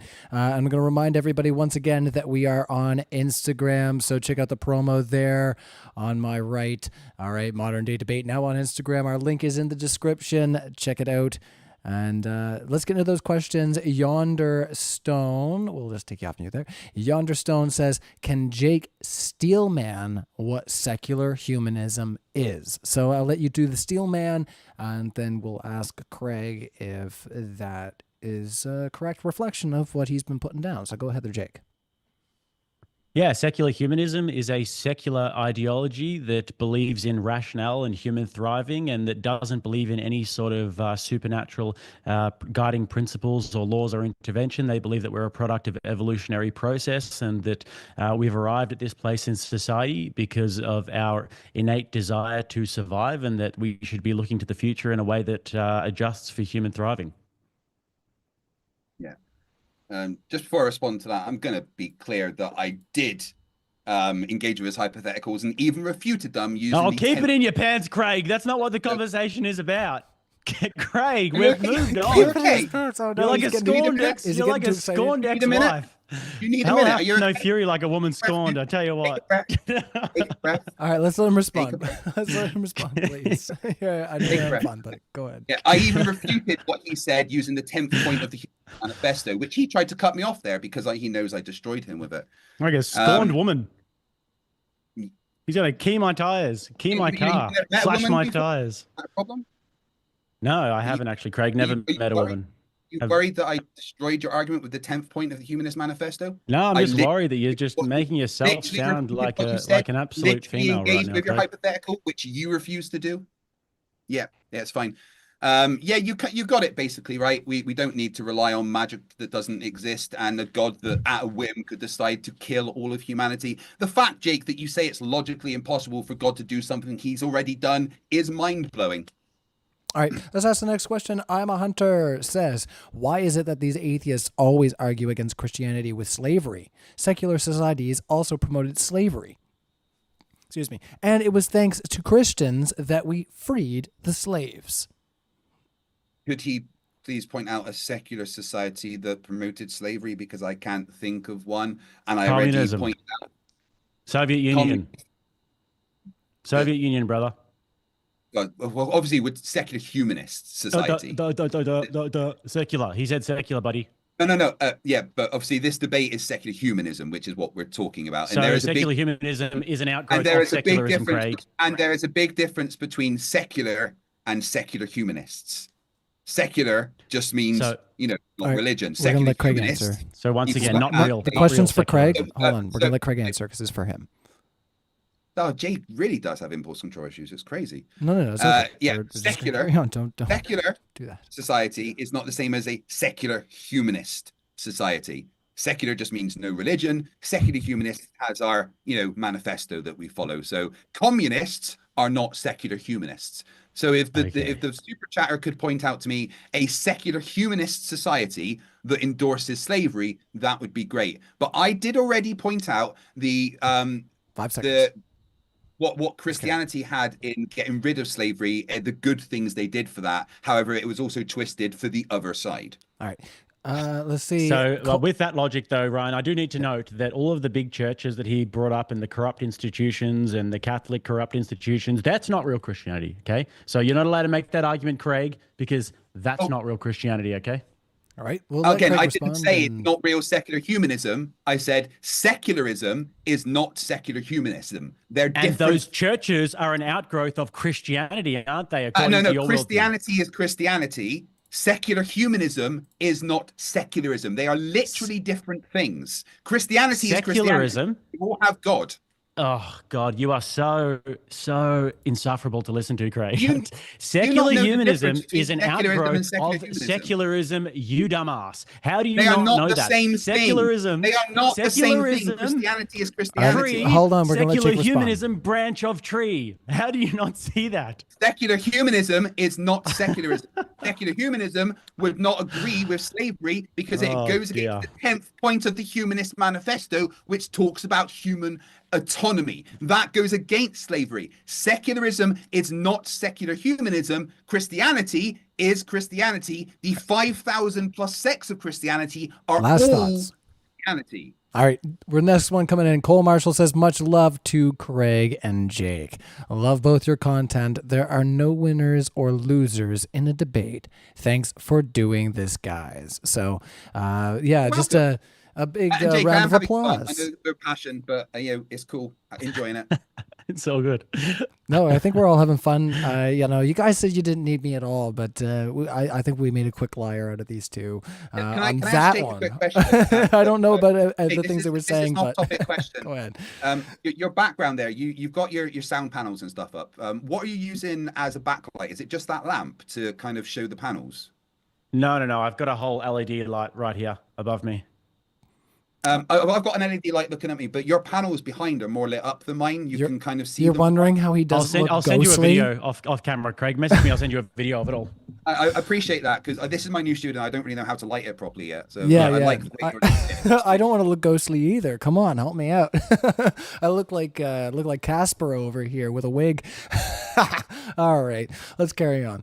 Cole Marshall says, yeah, the much love to Craig. Thanks for that. We appreciate it. Unfair Funfair says Craig should stick to yelling at flat earthers. Oh my. So is that what you do? Fun.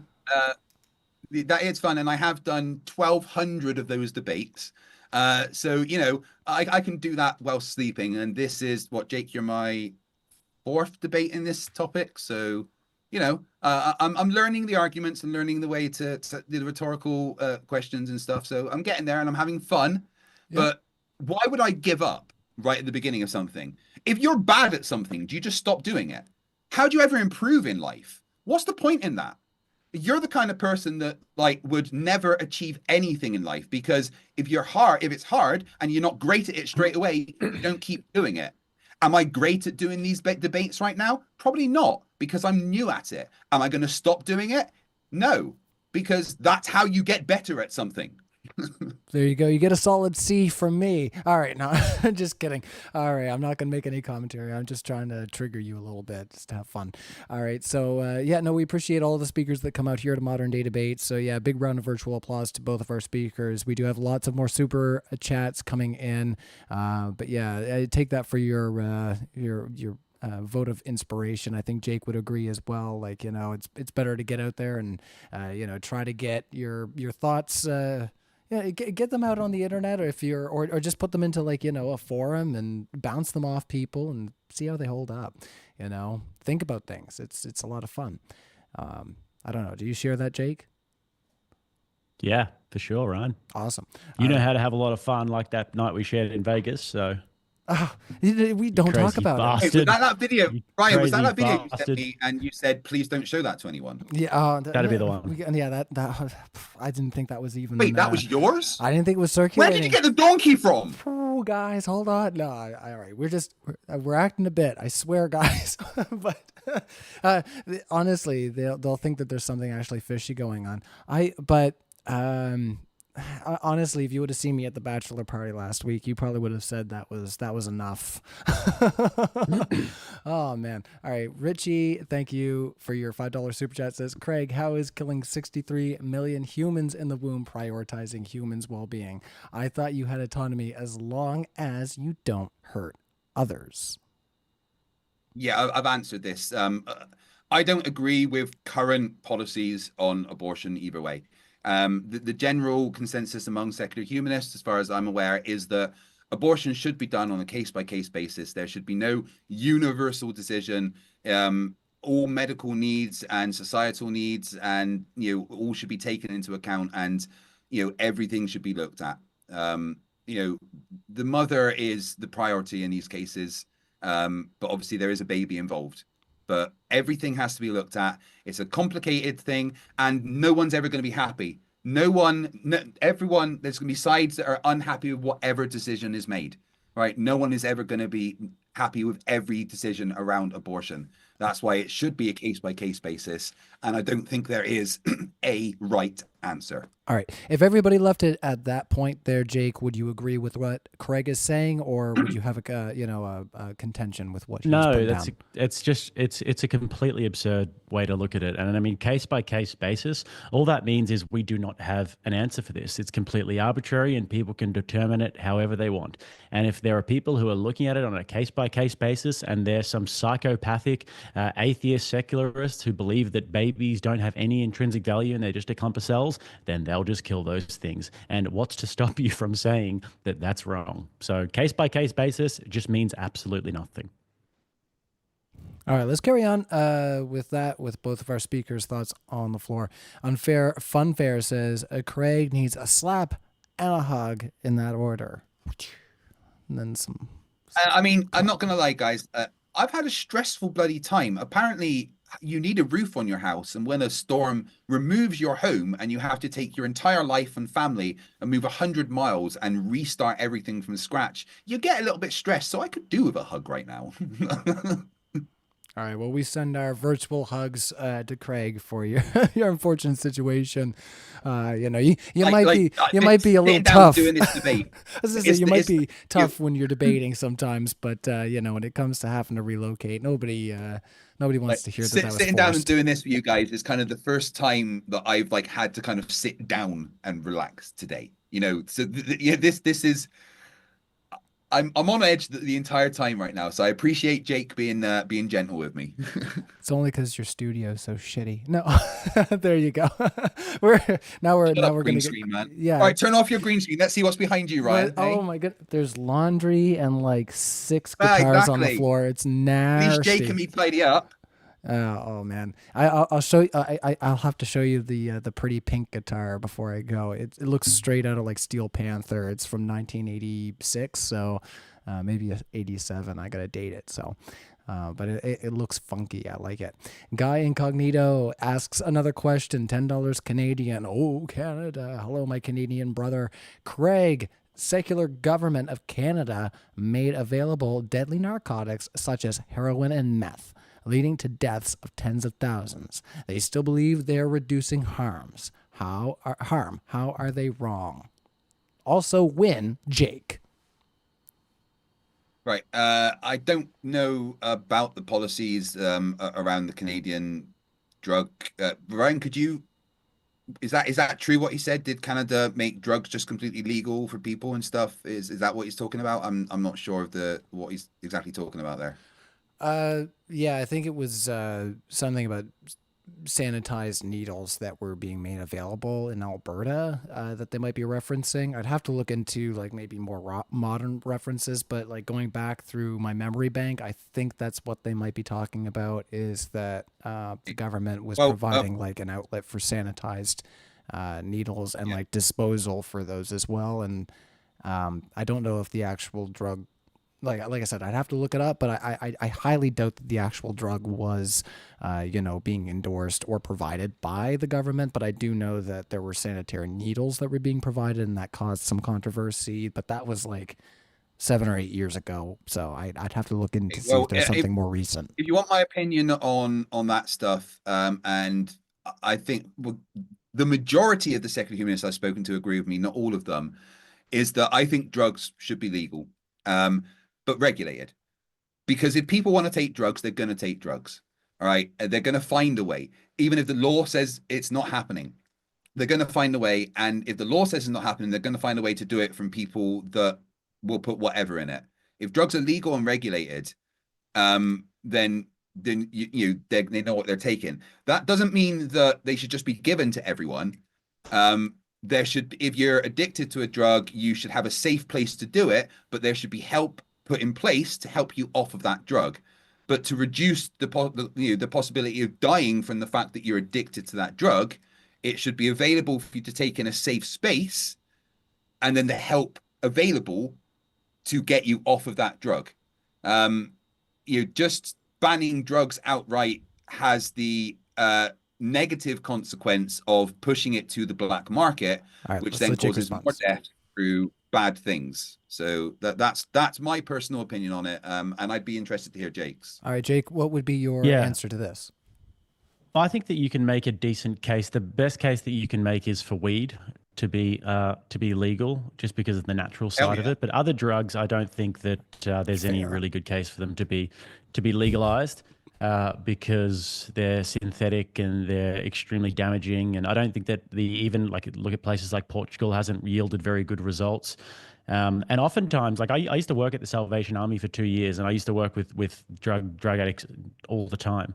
And oftentimes, what you see with drug addicts is they actually don't want to use these facilities, these clean facilities and stuff, because a lot of the time the rush is about how they acquire the drugs, and a lot of the time their communities are all in the streets, and it's very hard for them to adjust to sort of normal life. So, I don't see. And we used to try and get people into housing all the time, and used to try and do all of these things, and people would just like these people would just reject it. So I see that as a method that would fail, and also the idea of having fentanyl legal.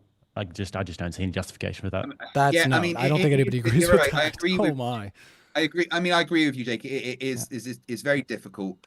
Um, um, but the way, do you agree with me that the making it illegal means that universally, and such a bad thing means that they have to go to unscrupulous places to get it, which means that they might not know what they're getting. They might get some, weed laced with fentanyl or something, if they're not able to get it from a regulated place. Speaking I mean, to my maybe history legal here, isn't holy right, maybe lightning. not completely legal, but if someone's addicted to it, maybe then they can get prescribed the actual drug to do in a safe place. But then I'm interested in what you said there about it's about the rush of where they get it from. I have to iterate. I've lost 3 friends to fentanyl, and just to remind the audience that none of the fentanyl that they had passed away on came from Canada, and it came from the ground. So, just fun fact. But still, I think everybody does agree that it's a dirty, nasty thing. Everybody probably has a horror story or two to go around to say, that they were affected by this in a negative way. Like I said, people that I made music with growing up, passed away very young from that drug coming, into Canada. So I definitely feel very strongly with that. But we do need to carry on. We got lots of super chats, and we can talk about. Can I just ask Jake one quick question, if that's all right? Very I'm just quick. very interested. Jake, when you were working with them, the drug addicts, would there be anything that would encourage them to use a safe space? Because you said that they like to not use it because of where it's part of the community and the rush. What would there be any way to help encourage them to use the safe space that they would like, do you think? Perhaps there would be a way, but even with like we used to integrate them into housing a fair bit and try and get them on Centrelink, which is like the dole, or what do you guys call it over there, like government funding or whatever. And we would put them into housing, and then these people, we'd find them sleeping on the floor next to their bed, and they'd have all of the windows open and everything. So it's just like a lot of the time these people are just sort of born into these environments where homelessness and drug addiction and everything is just a part of the way that they live. And the idea of actually doing it in a clean facility is a little bit foreign to them. And even like a lot of the time, like it's a real interesting underbelly, the whole homeless and drug addict scene. In America, it might be a bit different because obviously there's because the numbers are growing so much that people have been subject to that lifestyle for all sorts of reasons. But yeah, it's perhaps there would be a way. Maybe decriminalization for users, rather than making it illegal, decriminalization for users and help is better than, like just making it legal and chucking them in jail. Maybe. Yeah, let's carry on. Like I said, that one hits home for a lot of people, I'm sure. Because there's a lot of like I say, the people that are affected by that sort of thing. So, thank you so much for your super chat. We have a lot of fun. Don't ask me questions about Canada right now, there, Craig. I'll get all crazy. JSS Tiger says, to the Christian God, testing our faith while not revealing himself is like a father abandoning his family and expecting them to still respect him. This is from JSS Tiger. So, do you feel like Thank you, Tiger. Do you feel like God should not have respect where they're not directly intervening in these affairs? No, because the idea of God is in the Christian worldview is that God is a personal God, and he hasn't abandoned us. He loves us, and he's always with us.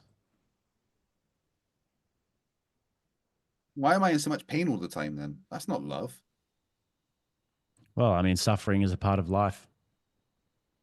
Why do I need to suffer this much? What have I done? I've only been good in my life. Why am I suffering so much? I don't know. It's just that's the problem of evil, and if we want to dive into that, it's going to be a deeper, more theological conversation. I don't think it's really evil. within the purview of the debate. I'm just injured and suffer all of the time. Perhaps it'll make you stronger, Craig.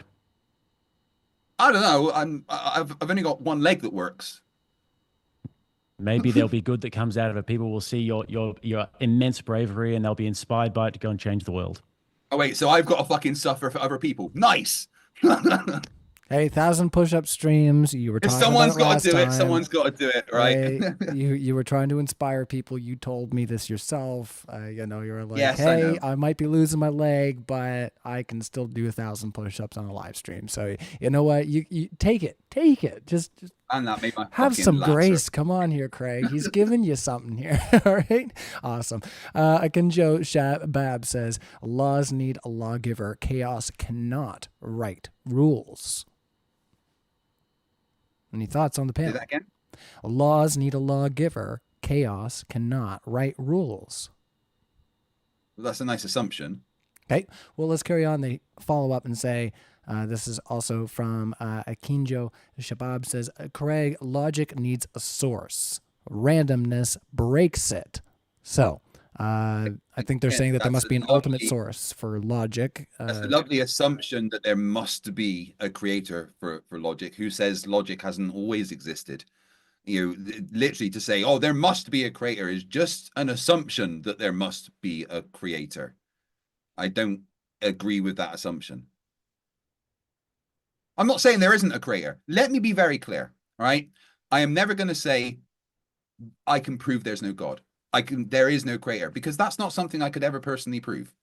I just don't have a belief in God.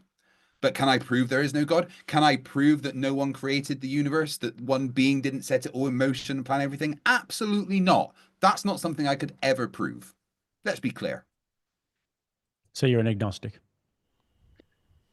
I don't have a belief in God, which I think makes me an atheist. I think agnostics they don't know either way.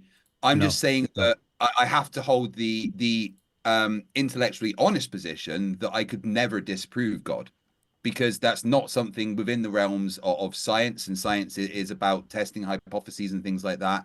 And there's no way within science to test if God exists. So if I have to be a man of science, which I am, then I have to admit that I could never disprove God. But I still call myself an atheist because I don't have a belief in God. So yeah, I mean, if you just look at the etymology of the word atheist, it's theist, and the negates the theist, meaning that there is no God. So the idea of being an atheist is that you believe that there is no God. But the idea of being agnostic, if you look at the etymology of that, it's agnostic, so without knowledge. So if you're without knowledge of if there is a God or not, then that would make you an agnostic. Because if you say that you're an atheist, it means that you say that there is no God. Well, that comes down to the distinction between belief and knowledge, right? I don't have a belief in God. Do I have a knowledge of God? I mean, no one has. I have as much knowledge of God as anyone else. I have all the sources that everyone else has, but you know, it comes down to the belief and knowledge, right? And I have to be intellectually honest and say that I could never disprove God. I don't think anyone could hold the position and say I can prove God doesn't exist. So, I mean, to have it as strict as that, everyone would have to say they're agnostic, because nobody could ever say they can disprove God. Right. So, I mean, we got to ask the next question. I say, yeah. Sorry, it's an interesting discussion, and I get the etymology of it. And it's a very, it comes down to knowledge versus belief.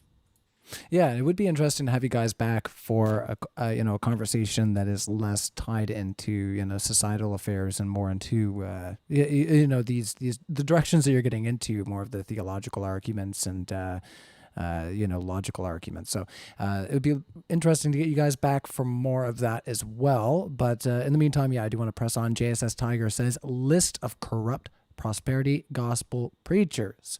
Now, this is according to JSS Tiger. I got to cover my arse, all right?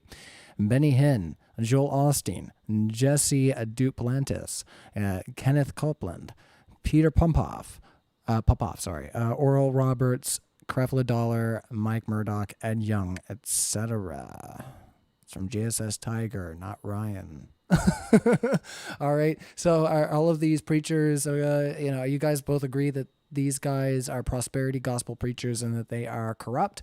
Or do you find that there was a name in there that you're like, nope, that person should not be in that list? I only recognize two of the names. I'd agree. I'd agree. All right. The ones that I recognize, I'd agree. But All right, today we're gonna get excited about. All right, no, I'm not gonna do the whole thing. All right, JSS Tiger follows up, says, "To the Christian, let's undo the scientific revolution and let religion supplant facts. Sound good?" Says JSS Tiger.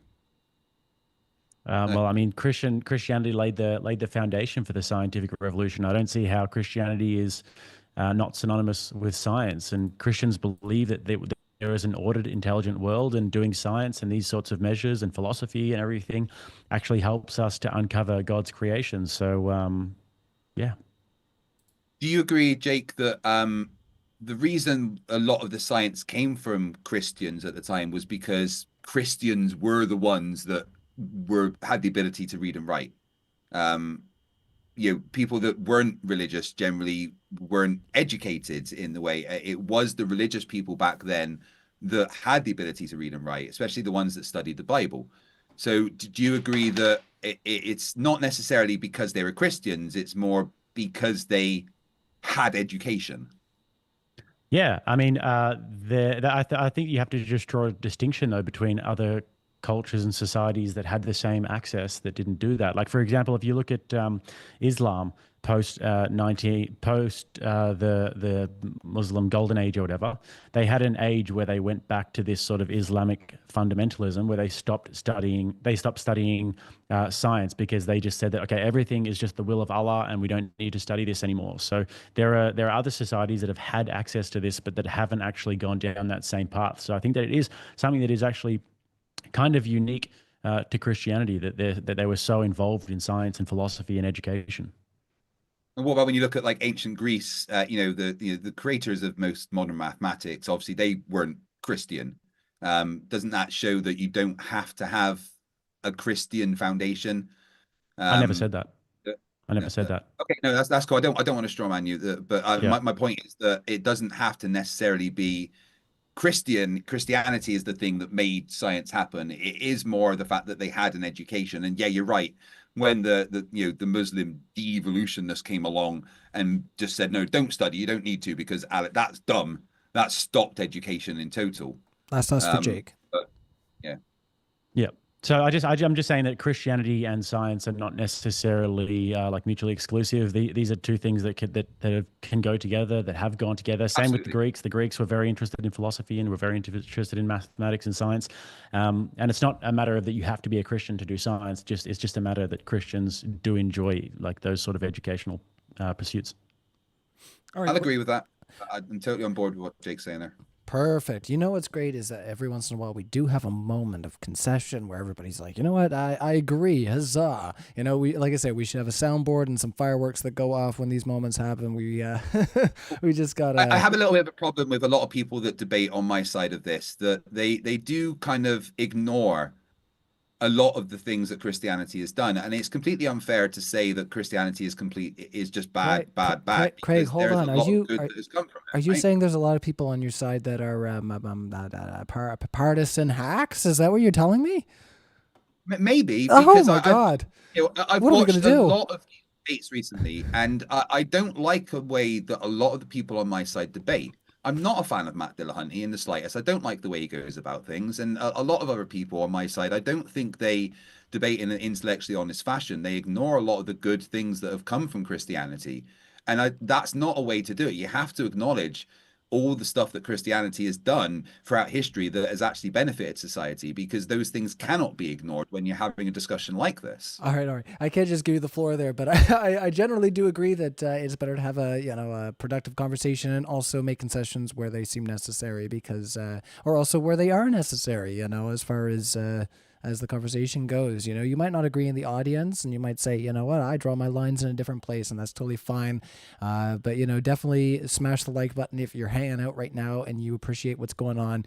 Right now, our poll of who's correct, we've got 22% for Craig, 16% for the voices in my head, and then 62% of the audience has voted for Jake on the who's correct poll. All right, so Craig, humbled And Tail Touch, Well, I we're only going ever to get the highest close votes when it's a this. flat Earth debate. So yeah, it's only when I'm debating flat Earthers that I win these ones. It's fine. It's cool. I know. There But you go. All right, I'm just picking. We're gonna start a new poll for you guys to engage with. But once again, while you're hanging out in the live chat, if you have the means to smash the like button, we really appreciate it. We're gonna keep going on with your questions. And once again, thank you to both of our speakers, Jake and Craig, for having the discussion and also answering your questions. You know, they're here at their own time, and we appreciate them. So you better appreciate them as well. You know. Don't be too rude in the live chat, you know, just attack the arguments, and maybe me no, every once attack in a me. while. It's That's fine. fine. I don't care. I'm a big boy. I'm not gonna cry. You're crying 24/7. That's all you know how to do. Get out your tissue box. All right. No, I'm kidding. Some people really do need the modern day debate handkerchief. I swear. Moses. All right. We're gonna ask the question.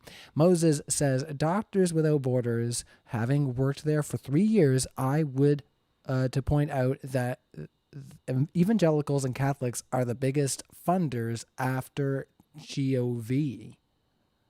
There's a couple typos here, so this is not maybe. Do you know what they're talking about?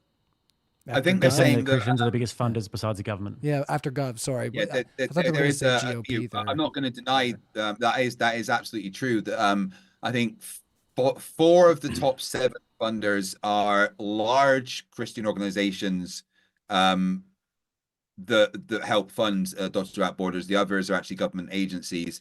But the organization itself is more of a secular kind of organization. But that's the thing about secular humanism and secularism in general, is that you can be whatever religion you want. It doesn't matter, you know. Yeah, no, that's true, and not going to deny what they said. Any thoughts over there? Or you want to just carry on with the next chat? Let's carry on. Awesome. All right. Well, let's carry on. Indeed. Thanks again for all your super chats. As I scroll up, pretending that I was ready when Jake said, let's carry on. All right. Oni Chan says, "Is a single cell a living thing?" Brackets. "Of course it is. Then why doesn't life begin at conception? It's undeniable fact, and I'm a lefty atheist." All right. So, Craig, what would you say to this person here? Is a single cell a living thing, did he say? Is a single cell a living thing? Of course it is. So they answer the question, but would you have anything to say before they load the question there? A single-celled organism is a living thing, but like a single cell of me on its own isn't really a living thing. It's just a cell of one. I think he's trying to say that, as soon as the baby's, as soon as the sperm goes into the egg, and that cell separates into more cells. The egg itself is a cell. Not every cell is a living thing. The question's a bit weird. All right. Let's see. I guess the main point is, then why doesn't life begin at conception? It's undeniable fact, and I'm a lefty atheist. So they're saying that they are pro-life and they're atheists. So what would you say to somebody who would be making an argument from that fact of a single cell is a living thing? So they're saying that life begins at that point. Again, abortion is a topic of a lot of facets that no one is ever going to agree on every point about it. I don't think there is any specific point that we can say exactly that's where you are alive. For me, I would say it's when neurons start firing and a consciousness starts developing, and some awareness is there. And I don't think that happens as the sperm goes into the egg. But this isn't something that everyone's never going to agree on every point of this. All right, let's carry on. Let's see. Funfair follows up and says, "At some point, Craig will realize he is not good at debating and will stick to yelling at flat earthers before this gets any more embarrassing." Right? I don't know. No, again, I don't. Even if I am not good I don't think I've done badly. In fact, Jake, I think this is the best debate I've had in this. I've enjoyed it a lot. Thank you. But even if I'm not great at it now, I don't stop doing something because I'm not great at it straight away. All right. I didn't get the world record on Sonic Racing Transformed track just by giving up straight away. I spent hours and hours racing that track to get the top racing time. I didn't just stop because I was beat by Knuckles in the first race. All right, well, we're going to carry on, but no, I saw a debate performance similar to yours this morning, and then I wiped and flushed the toilet, and no, I'm kidding, I know where you live, Ryan. Yeah, sort of, right? You're supposed to come skiing sometime since you missed No, me down in the. I have your address. Oh, you do now, do you? Then send me some nice flowers, why don't you? All right, Richie says. Eddie Lives Effect says, logically, they say, okay, tell me you grew up in the 90s without telling me. All right, Richie says, Craig, you said people should not be forced into having a baby. At the same time, you say it should be a case by case basis. So there is some times where you would force a woman to have a baby. Well, let's look at that logically, shall we? Let's say there is a woman that wanted an abortion, but then fell into a coma and then couldn't actually sign the papers or anything. And she's near the end of her pregnancy period. In that point, yeah, that woman's going to be forced to give birth because she can't actually say to make the abortion happen, and she's unconscious. The birthing process is still going to happen, and the doctors and nurses are going to have to make that happen. So I guess in that circumstance, you would have to be forced to have a baby. That's what I mean by case basis. You can't ever know the exact circumstances of everything that is going to happen. You can't know the medical needs of every case. By giving a universal decision on what should happen with abortion, you're ignoring the randomness of life and things that could be involved in the circumstances. All right, let's hand it over to Jake. It's quite the argument, really. The case by case basis. I find it actually very entertaining because I think it's essentially just a way to just obfuscate away from the fact that they wouldn't do anything about abortion. Because the Super Chatter's question was like a better example of it would be if somebody comes in at 8.5 months, a lady, and she says, nothing really wrong with me.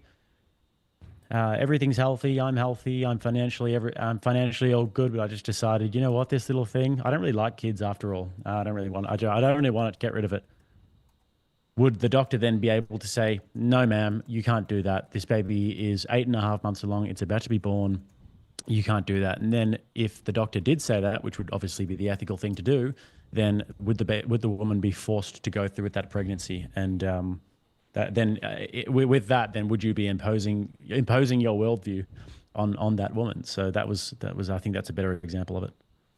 I mean, Jake, yeah, I think a doctor has to agree to a procedure, right, at the end of the day. And whether that woman wanted the abortion or not, I don't think any doctor would do that procedure. So yeah, in that circumstance, she'd probably be forced to have that baby unless she took the matter into her own hands. But then, she's probably going to hurt herself as well. And this is why case by case needs to be the thing, because obviously no one wants to abort an 8.5-month-old fetus unless there's some drastic situation where it's going to kill the mum and the baby might not survive. You don't know. But I personally, if I was the doctor, I wouldn't agree to that procedure. But yeah, I mean, I think that this is just where secular humanists tend to look at the world through rose-colored glasses and say that, well, people wouldn't do that. But unfortunately, this sort of stuff happens all the time. People have late-term abortions all the time. It's allowed in places like California and New York to have these super late-term abortions. And, they do happen. And I think that they should be able to people should be able to stop that. And people, if they want to go ahead with it by themselves, they should be absolutely thrown in jail for that. Honestly, it's something I am researching more. Do you know how late the late-term abortions are? Well, in some cases, it can be as much as leaving the baby post-birth. So the baby will be born, and then there'll be some sort of deficiency or whatever, and then the doctor and the mother will get together. You can see the governor of I think New Jersey or something like, of Georgia or something like that, on camera actually talking about this. And Tim Walz, the almost vice president, signed a bill into law in where he's from in Minnesota, saying that was okay as well. So there is basically no restrictions on abortion. The baby. I mean, I wouldn't say that's an abortion. That's like, after that's the baby's been born. It's abortions before, right? So are you saying they euthanize the baby after it was born? They say this is what they say. They say we keep the baby comfortable, and we had that conversation with the mother and the doctor, and then they decide what to do with the baby. All right. I'm going to ask the next question there, guys. Thank you so much for answering and unpacking there for a bit, but let's keep going. Muchgum says, "Hi, Craig. Love you, buddy. Even if we're on opposite sides of this topic, I hope moving in is going well." Well, it certainly looks like it. He's got that faux studio over there. It looks terrible, actually, if you see it in real life. You sent me a video there. Screw you, man. No, I'm kidding. It looks fine. I can't help but pick on you. I just never want to paint again. I hate it. The whining. No, all right. So let's see here. So, I hope moving in is going well. That's much gum. They wish you well, even though I'm picking. All my best to the wife and kids. Would you agree? Thank you very much. I appreciate it. Yes, of course. Yeah, very much. You had your roof blow off, like you said. So, hope you guys are doing well. Sorry if I'm always flying by the seat of my pants. Maybe I'm not as empathetic as I like to think I am. Anyway, would you agree secular humanism requires a force to be implemented? Requires what, sorry? Would you agree secular humanism requires force to be implemented? Unfortunately, sometimes force is needed. You're not going to let others harm people. Everyone's entitled to their rights and their freedoms until they impose upon others. And sometimes force is needed to stop other people harming people. Would you use force to defend yourself? 100%. I was arrested for doing just that. It is an unfortunate fact of life that there is unsavory people that want to hurt other people. And is force needed to stop that? Is force needed to sometimes impose what you perceive as to be the ethical norms? Absolutely. It's an unfortunate fact of life, but that fact also exists within Christian societies. Right. Force will absolutely be used to implement Christian values, and force will be used to stop those going against those values. It's an unfortunate fact of life that will exist in every society ever. All right, hold on. I did want to carry on, but then you had to, implicate the Christian worldview. So I got to give Jake a chance to respond there, if you would like. Yeah, no, Christians. I don't see a problem with force. But yeah. I would agree. I'm happy that Craig's bitten that bullet, that force is required. And yeah, force is required in Christian societies as well, just as much as every society. All right. Cole Marshall says Christianity is the idea Christ is God, which he is. So he, God, already came down to tell us his laws, his new covenant. What are they trying to say here? I get it, right? But God's changed his mind once. So it's within his nature to do it whenever God feels like it. God is the one that decides what happens. God could change his mind as he did before and now say, you know what, there's too much evil in the world again. Let's do another flood. All right, let's make it nice quick here. I want to move on. Sorry, bud. Isa Kabir says, Steelman your opponent's position and debunk it. So go ahead there, Jake. Steelman secular humanism as quickly as you did earlier, and then just debunk it nice and quickly. And it'll be up to our audience to decide if you grasp everything that's going on with the conversation there. Yeah, Same to so you, Craig. secular humanism is an ideology that is based upon not believing in any sort of transcendent or any sort of supernatural foundation. They believe that human thriving is what is most important, and that we don't need God for that. We can basically just take all of the Christian ethics and apply them without the foundation. And the problem with that is that it just becomes completely and utterly arbitrary, and people can interpret the secular humanist manifestos any way they want. They can look at the descriptors and they can basically put their own spin on it. And all the secular humanists can really say about it, well, that isn't my preference. That isn't my version of secular humanism. All right. And over to you, Craig. So Steelman, your opponent's position, and then debunk it. So as you just heard from Jake, there are many interpretations of what the secular humanism manifesto would regard. So with that, man, go ahead. So Christian society would be based on the guiding principle, the golden rule of, love thy neighbor, and love for all, and helping the poor, and the values that the Bible teaches. That is absolutely great for society when it's done in a good way. Unfortunately, very much like Jake said, for secular humanists, the Bible and the laws can be interpreted many different ways and twisted for needs. As we looked in the fight to abolish slavery, there was Christians arguing for both sides. So the interpretation of the Bible can be twisted. The interpretation of the words of God and the values of Christianity can be twisted and interpreted in many different ways that can lead to bad things for society. See, I thought this was going to happen where you would both say it's up for interpretation, but we are going to carry on, and I think these guys are going to hopefully come back for more discussion to unpack some of these ideas, because I think we've just scratched the surface here, because obviously you guys don't just want to talk about, like I say, societal implications. You want to have that theological debate. So we'll talk about that going forward. Game Beat 2112 says Craig has come full circle. He is now the flat earther. No, I use logic and reason and empathy and my brain. Definitely not the flat earther. Okay. Now, like I've said, I'm new at this. Jake's done more debates than me. Andrew's done more debates than me. I'm learning. The arguments are new to me. I'm doing more and more research. I prefer my position. I'm having to bite the bullet of many things that All right. that I've listened to other people say that I disagree with. Well, let's So I'm getting there. give Jake a chance to respond and maybe give a little critique here about your debate performance, where he's a first-hand witness here, and I don't want to inject my own opinion. So go ahead there, Jake, if you want to give a little critique before we carry on about Craig's. Well, this is actually my second debate on interpretation. secular humanism versus Christianity. I don't really do theological debates, but I think that you could definitely argue my point of view, even as an atheist, as to why Christianity is better for society, even if you didn't believe in God.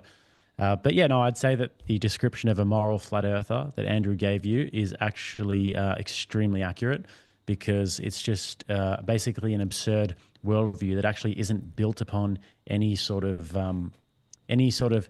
logical foundation, and it's quite easily debunked, unfortunately for your side, just as I'm sure flat earth is extremely easy to debunk for you, Craig. All right. Josh Gardner says, Critique. Josh Gardner says, did the Spartans practice eugenics? Are they secular humanists or something else? They're pagans. Yeah, I don't know what the Spartans were. What? Well, were they earlier, Greek? I think Jake had said that you were vouching for a pagan worldview. So did you want to expound on how Craig might be, enforcing that value, and then we'll carry on. No, I didn't. I didn't necessarily say that. Sorry, I Craig, but I said that misunderstood. modern. The Spartans were pagans, but I just want to say that in terms of the secular sort of liberal atheists, what I see the progressive movement is basically it's a throwback to the sort of more hedonistic pagan culture pre-Christianity, and so that's where I see the inevitability of secular humanism going as well. All right. Any thoughts over there, Craig? Do you think secular humanism is going there, or did you want to just carry on? It just no, I don't. Going where? I don't really understand what the point was. Yeah, so I mean, Oh, going back, it's like a throwback to the pagan societies evolved. For example, No, like the no, Romans no. and Right, Greeks, sorry. and they had no sexual ethics, and they didn't really believe in the intrinsic value of human life, and they weren't able to protect that. And then Christianity came along and created a social and spiritual revolution Oh that no, no, no. Right, enshrined sorry. all Yeah, these no. values. I don't agree that we're going back to pagan ethics. I think we've certainly evolved more in terms of empathy and compassion towards other humans. And I think that should be our guiding principle of everything is empathy towards others. And I'm never going to deny that a lot of those principles come from things, well, are at least present within Christian values. There's nothing wrong with admitting that those values are shared between secular humanism, and Christianity. Any follow up over there, Jake? No, Harry, I'm happy to move on. All right. I'm just going to start up the poll there. So, yeah, did you smash the like button? You can say I touched it gentle. It's supposed to be gently, but I had a typo there. Or you can say smack it, bop it, twist it. It sounds so bad. All right. Thanks, everybody who contributed to the live chat. And I also have to say, this is one of those times that I actually have the microphone that I go out and play my live music with. I'm not using the 70-year-old microphone. It fell apart earlier and I have to rewire it. So hopefully the audio is actually better. But I usually do No, one. Oh, fine. you sound terrible. Unless is that how you normally sound? Oh, that's unfortunate. Oh, it is. That is exactly how I sound. And you can sniffle my pickle. All right, let's carry on. I'm a Hunter says, regarding my first comment, Norway, according to Global Slavery Index 2023, an estimated 0.5 in every 1,000 people were in modern slavery in Norway at any point in 2021. What's going on Fine here? modern slavery. Yeah. What? Yeah. Would either of you be, Jake, do you have anything to say on this super chat? We're in modern slavery in Norway. So what would be a definition for modern slavery, I guess, would be kind of I don't know. I'd have to here. look into that. But the definition of slavery is one that's a little bit challenging because you could look at slavery as just people being forced to do work against their will. And you could see this in prisons. You could see this all around the developing world. You've got people who are in various different forms of what you could interpret as slavery. I've seen it with my own eyes in various different developing Southeast Asian countries. So it's a tough one. Yeah, apparently modern slavery can refer to things like human trafficking, debt bondage, forced marriage, child labor, forced labor. Even something like having an extremely underpaid job can be considered modern slavery. So, I mean, yeah. Yeah, I've heard that argument before, where it's like if you're getting paid under minimum wage, then you're getting slave, wages. I don't know if that's a sentiment that's shared in the audience, but you guys can let us know if you think that, if you're being paid under minimum wage. I think right now it's like $17.50 here. I don't know what it is in America, but yeah, if you think you're getting under that, if you think that's... Wait, you guys are getting paid? Shush. No, we're not. No. I'm not going to ruin a good thing for whatever you guys got going on over there. Sorry to the... yeah, I'm not gonna say anything. Let's carry on with the super chats before I get myself in trouble here. Get Craig in trouble. He'll be deported. Razor Robertson says, Jake looks like an AI generated James. I think he's saying that you're handsome and you're built and you wear glasses really well. Like, right. Ryan, why did you not tell me? Why did you not tell me about James, by the way? I had a shock when I saw him because his biceps are the size of my neck. Oh, yeah. No, I was going to say the only thing, like, if you see us together, like, I'm very tall next to James, but like, he's so built. Like, yeah, when we were at the debate con and he stood up and he was like, I will start throwing people out personally. I was like, James is on security. Yeah, you This don't is want James to do that. See, look, this is what I look like when I wear glasses. And then when I play live shows, they just keep sliding down my eyes. And like, I'll see videos of people that will have like, you know, me screaming rock songs, but my glasses will be here. And I'll be like, that's so lame. Oh my God, just get rid of them, right? Anyway, but yeah, you wear it well there, Jake. You know, yeah, you're not an AI. Just wanted to generated quickly say James. to the people, I couldn't connect to my my stream, but to the people who are watching my stream still, after this, I'm going to jump on and chat with you guys and read all the super chats and everything. All right. Well, yeah, if you are hanging over on Jake's channel, we welcome you here at Modern Day Debate. Jake is still here live with us, and thank you so much, Jake, for being here as well. It's been a real pleasure getting to host you here, and let's carry on with the super chats. King Ginger 333, the Soulless. That's not actually their name. I just added that on. Craig, God doesn't use human logic. Therefore, he wouldn't break his promise by changing his mind. The new covenant is the standard that God uses. Now, but again, he changed his mind before, and you're just assuming what God's logic here is. You know, the fact is, God changed his mind once. He can do it again. He might have said that's his covenant, but if God wants to, he can change his mind. It's just an assumption to say that you know for a fact he never would because he told you he wouldn't. All right. Any thoughts on the other side? No, I think we've beaten that horse. All right. Excellent. And What means of horses? no, we won't go down that path. Awesome. Oni-chan says, we get it, Ryan. You play music. Hey, Oni-chan, guess what? I don't know if you know this. I play music. All right. I'm just No. Guys, he plays music. Okay. Oh yeah, thanks for that, Craig. I gotta have fun with that. No, I do appreciate this mic a lot more. It's way less dark and grimy sounding than this old thing. I just like this thing because it just looks cool, honestly. Casual Crypt says, Craig, since you're such a scientific guy, can you walk us through the scientific method? Sure. So the basic scientific method that you would learn in high school consists of 5 parts. You would make an observation, or ask a question about something, and then you would form a hypothesis about why that thing is happening.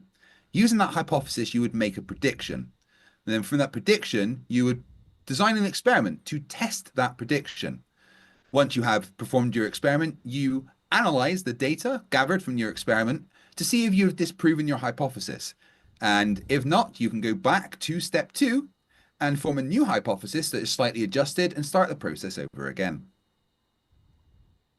All right. Any thoughts on the other side Oh, there? I felt like Jake? doing my tutoring job. I mean, sometimes that the what's the scientific method question is really good, and it has stumped people in the past, but I didn't use it today because I suspected Craig would have a pretty good understanding of it. All right. Well, let's just Do carry people on then. not know what it is that you speak to, Jake? Like, Very rarely, yeah. All right. I'm going to ask the next question here. Muchgum says, Craig, would you agree? I do apologize, Jake. A lot of these questions are for Craig. As you saw in the poll yeah, they're always earlier. for the person on the other side. It's fine. Well, Usually when I'm there's no such thing as the other side. side. It's a matter of, 62% of the audience did say that they were here and they agree with Jake. So it's expected that a lot of them are going to try to unpack and grill you. Like when 80% of the audience were there for Andrew at DebateCon. Yes, I understand. All right. Well, Muchgum says, Craig, would you agree that Marxism is a secular humanist ideology? If so, how is your point about the USSR not a no true Scotsman? Don't interrupt, Jake. We're going to let Jake interrupt at the end. Muchgum, don't tell us how we're going to do shit. All right, go ahead there, Craig. Shut up, Jake. Again, it's a secular. It's not secular humanist.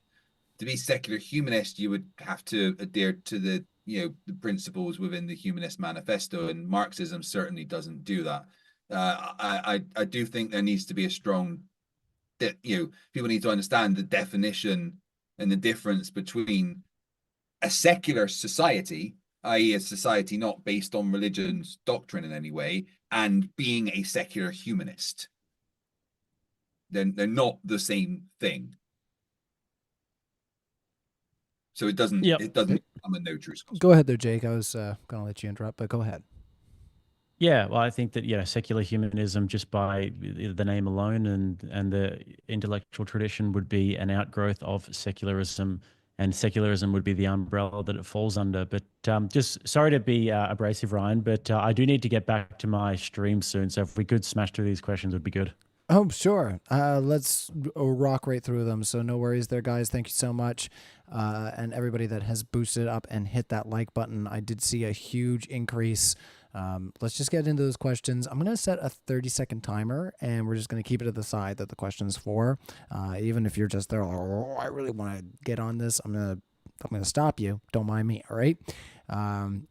Because, yeah, I do agree. We've gone almost 2 hours and 20 minutes here on my streaming side. So Richie for $5 says, Craig, would you make it illegal for pregnant women to use meth?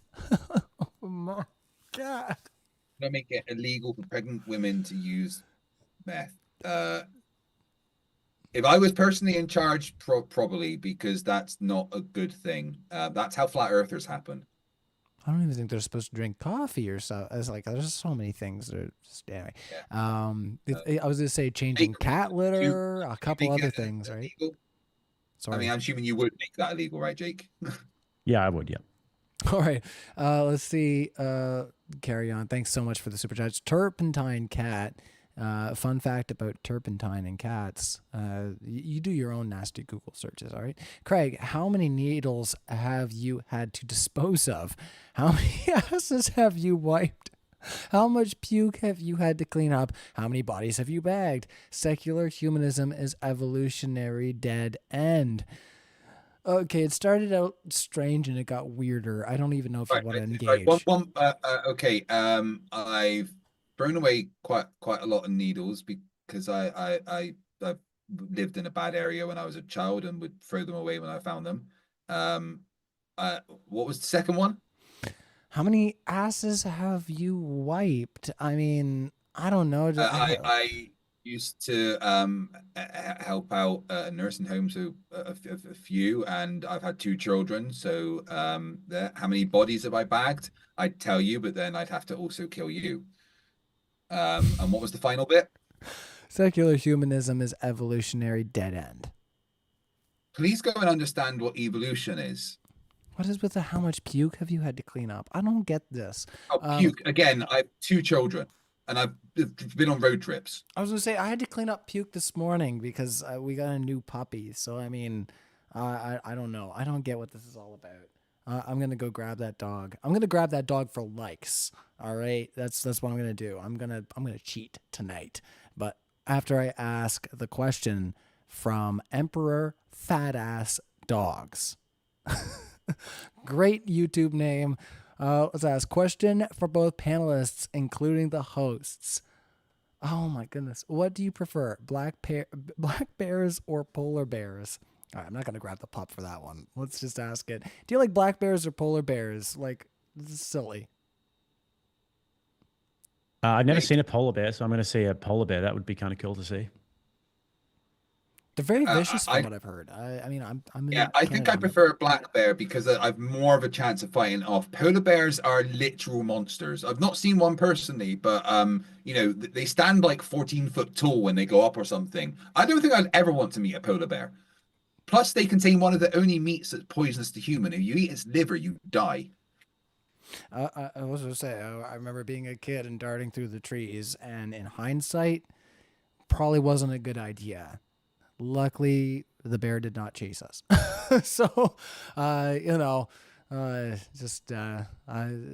scary times, right? You're growing up in the woods. But yeah, black bears. Apparently, an 8-year-old, maybe I was 9, could outrun them. So I take the black bears because I survived one, and that's great as far as I was concerned. But it was probably just like, what's going on? I'm going to keep eating now. That thing just left, right? Like, and we were probably there like, it's chasing us. That's how kids are. All right. So Andy says, Craig, you say reason, the foundation of secular humanist ethics. Changing is progress for humans, but flaw in God. Isn't that a double standard? Or is that a double standard? Read the question again. All right, just one second here. I was just checking in on our live chat. One second, I just got to scroll back up. So Andy says, Craig, you say reason, the foundation of secular humanist ethics, changing is progress for humans, but a flaw in God. So change in God is a flaw. So if God changes his mind, it's not good. But if there's change in secular humanism, you would argue that it is good. Is that not a double standard? Is the core of their question? Well, no, okay. My point was that God has, been genocidal in the past, and by his own logic could decide to do it again. Whereas secular humanism would change to help advance humanity and increase flourishing and reduce harm.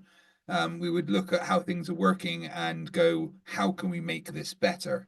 That's very different to deciding to wipe out an entire city and children, including children and other infants, because you thought they were having sex that you weren't very happy with. Okay. Any thoughts there, Jake, before we carry on? Nope, carry on. All right. I told you I was getting the dog for likes. See, I was cheating. Oh, could swallow your dog whole. I know. Look how little she is. She's so silly and fluffy. You want to show everybody how fluffy you are? Yeah. There you go. That's my cheating for likes. She's just a baby, so she's just here having fun with me, staying up late. Anyway, yeah, this is Maple because I'm a ridiculous Canadian, and that's what my dog is now named. So Oni-chan asks another question, says, did bro just say cells aren't living things? I'm pretty sure Craig did say that a cell is a living thing. I think you were clarifying that it's not conscious, but maybe they're talking about something Jake said. I'm not sure. Like a living being, but a cell on its own isn't like alive in the sense of an organism.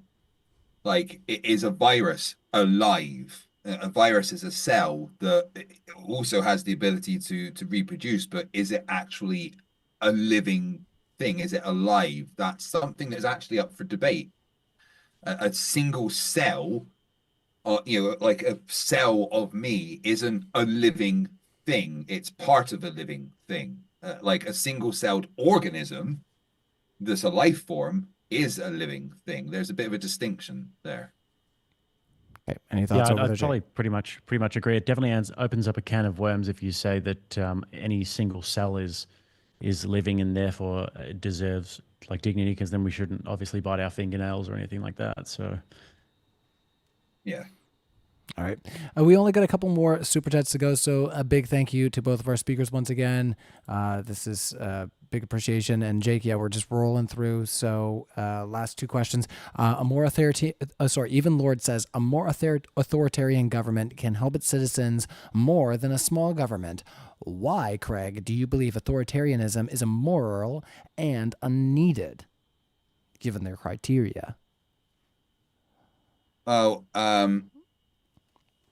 it's about autonomy of humans, and whether that is the best thing for society. Now, every government is authoritarian to a degree.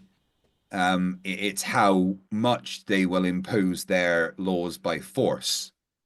It just depends on the society. yeah, I'd say I agree. There needs to be a balance. All right. Well, once again, another moment where we need that button of huzzah. Even Lord follows up and says, logically blind empathy is self-destructive and a blind logic leads to bigotry. For both debaters, and is multiculturalism and secularism sustainable and good? No, it's not. Multiculturalism without some sort of a guiding principle and structure and a foundational belief or something that pretty much everybody can get behind won't work. And we're seeing a lot of the fruits of that at the moment in the Western world. And I don't think that secularism is sustainable. I think that people will always end up gravitating back towards the more, looking at the transcendental.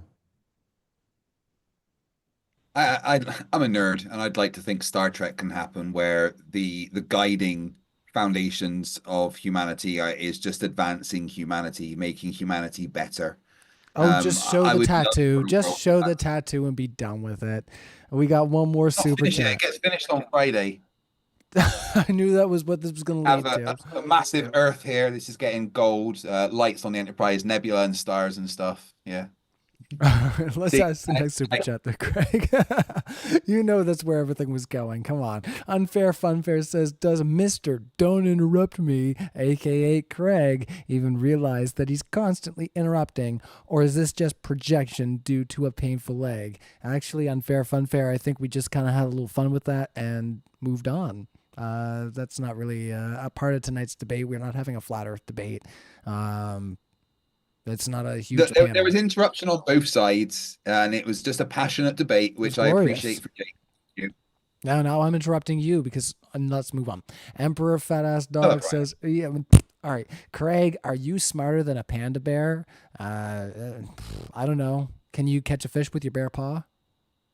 Well, let's think about it. A panda bear gets to sit around all day getting high by eating leaves of some kind, whereas I have to work for a living and provide for my family. I think they're smarter. All right. Well, I won't say anything. I'm not going to say if that's true or not. Yeah, it could be. Andy says, Craig.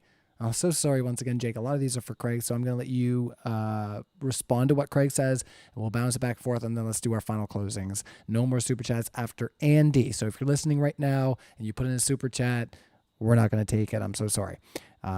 Craig, you say God wiped out a city for having sex he wasn't happy with. Besides that being wrong, humans kill for less, yet secular ethics gets a pass. Clearly, it was hyperbole. I was, being dramatic for effect. We all know what I'm talking about. It was one of the things that he was unhappy with in the city,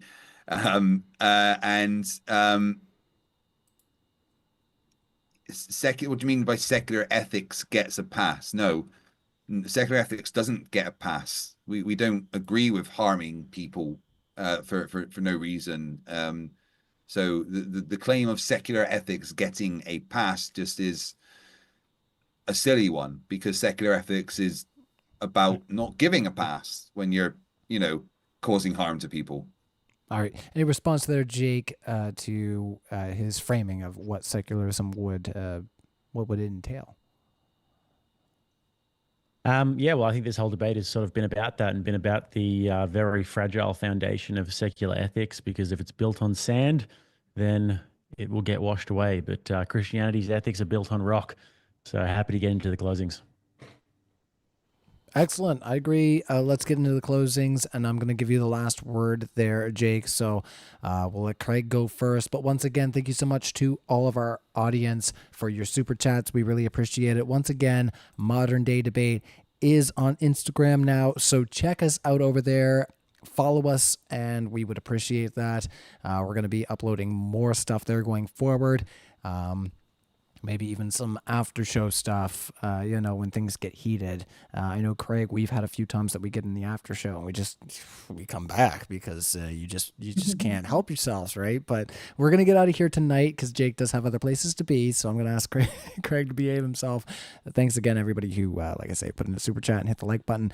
Craig, we're going to give you a minute on the floor. Your thoughts on the discussion tonight, where everybody can find you. All right, well, first I want to say thank you very much, Jake. I very enjoyed the chat. You can find me over on the channel Craig McNill, FTFE, or on Twitter, FTFE official.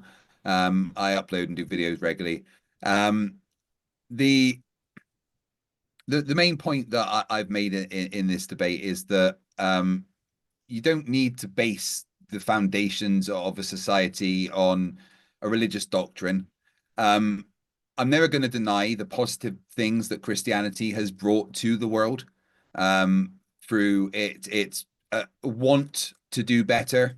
Unfortunately, there's a lot of bad people within Christianity, but like any walks of life, there's bad people within it. But I think it's very intellectually dishonest when people on my side just be like, "Oh, Christianity totally bad."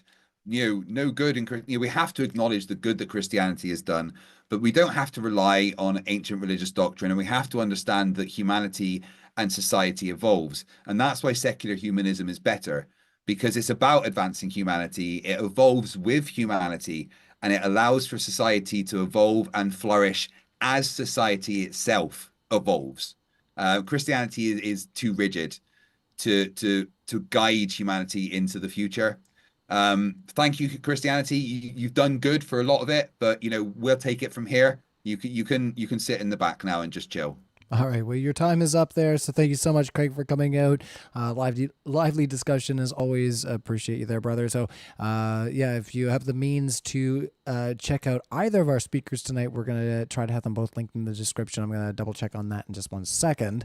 But yes, thank you, Daniel or Danielle J.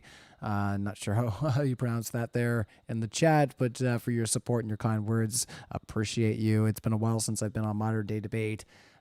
Just been busy with the kids and the dog and other things, so it's nice to be back. But without further ado, Jake, thank you so much for coming out. It's been a pleasure to moderate the discussion. 1 minute on the floor, and thanks for being here, brother.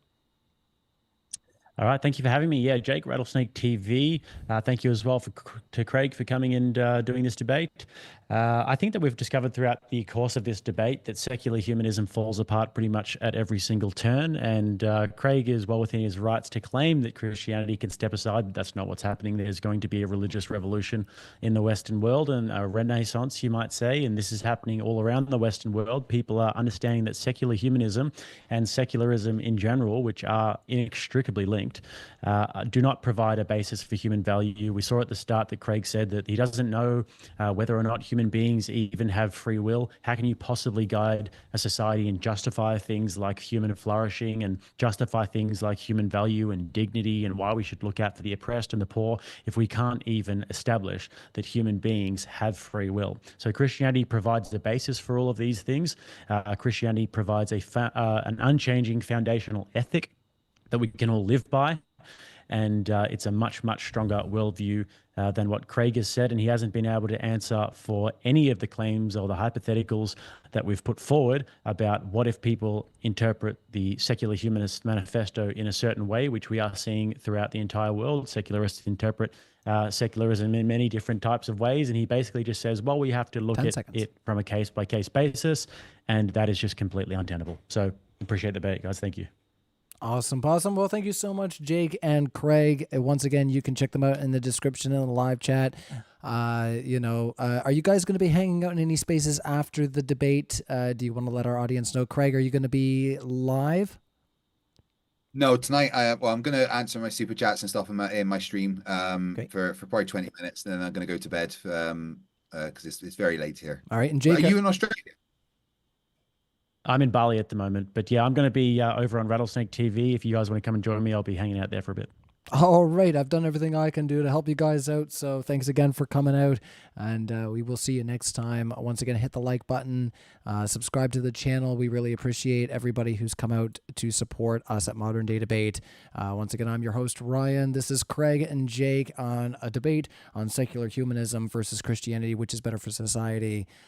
So hopefully we'll see them again for more unpacking on maybe a theological subject next time, not just regarding society. We'll see how it goes. So thanks, everyone. Cheers.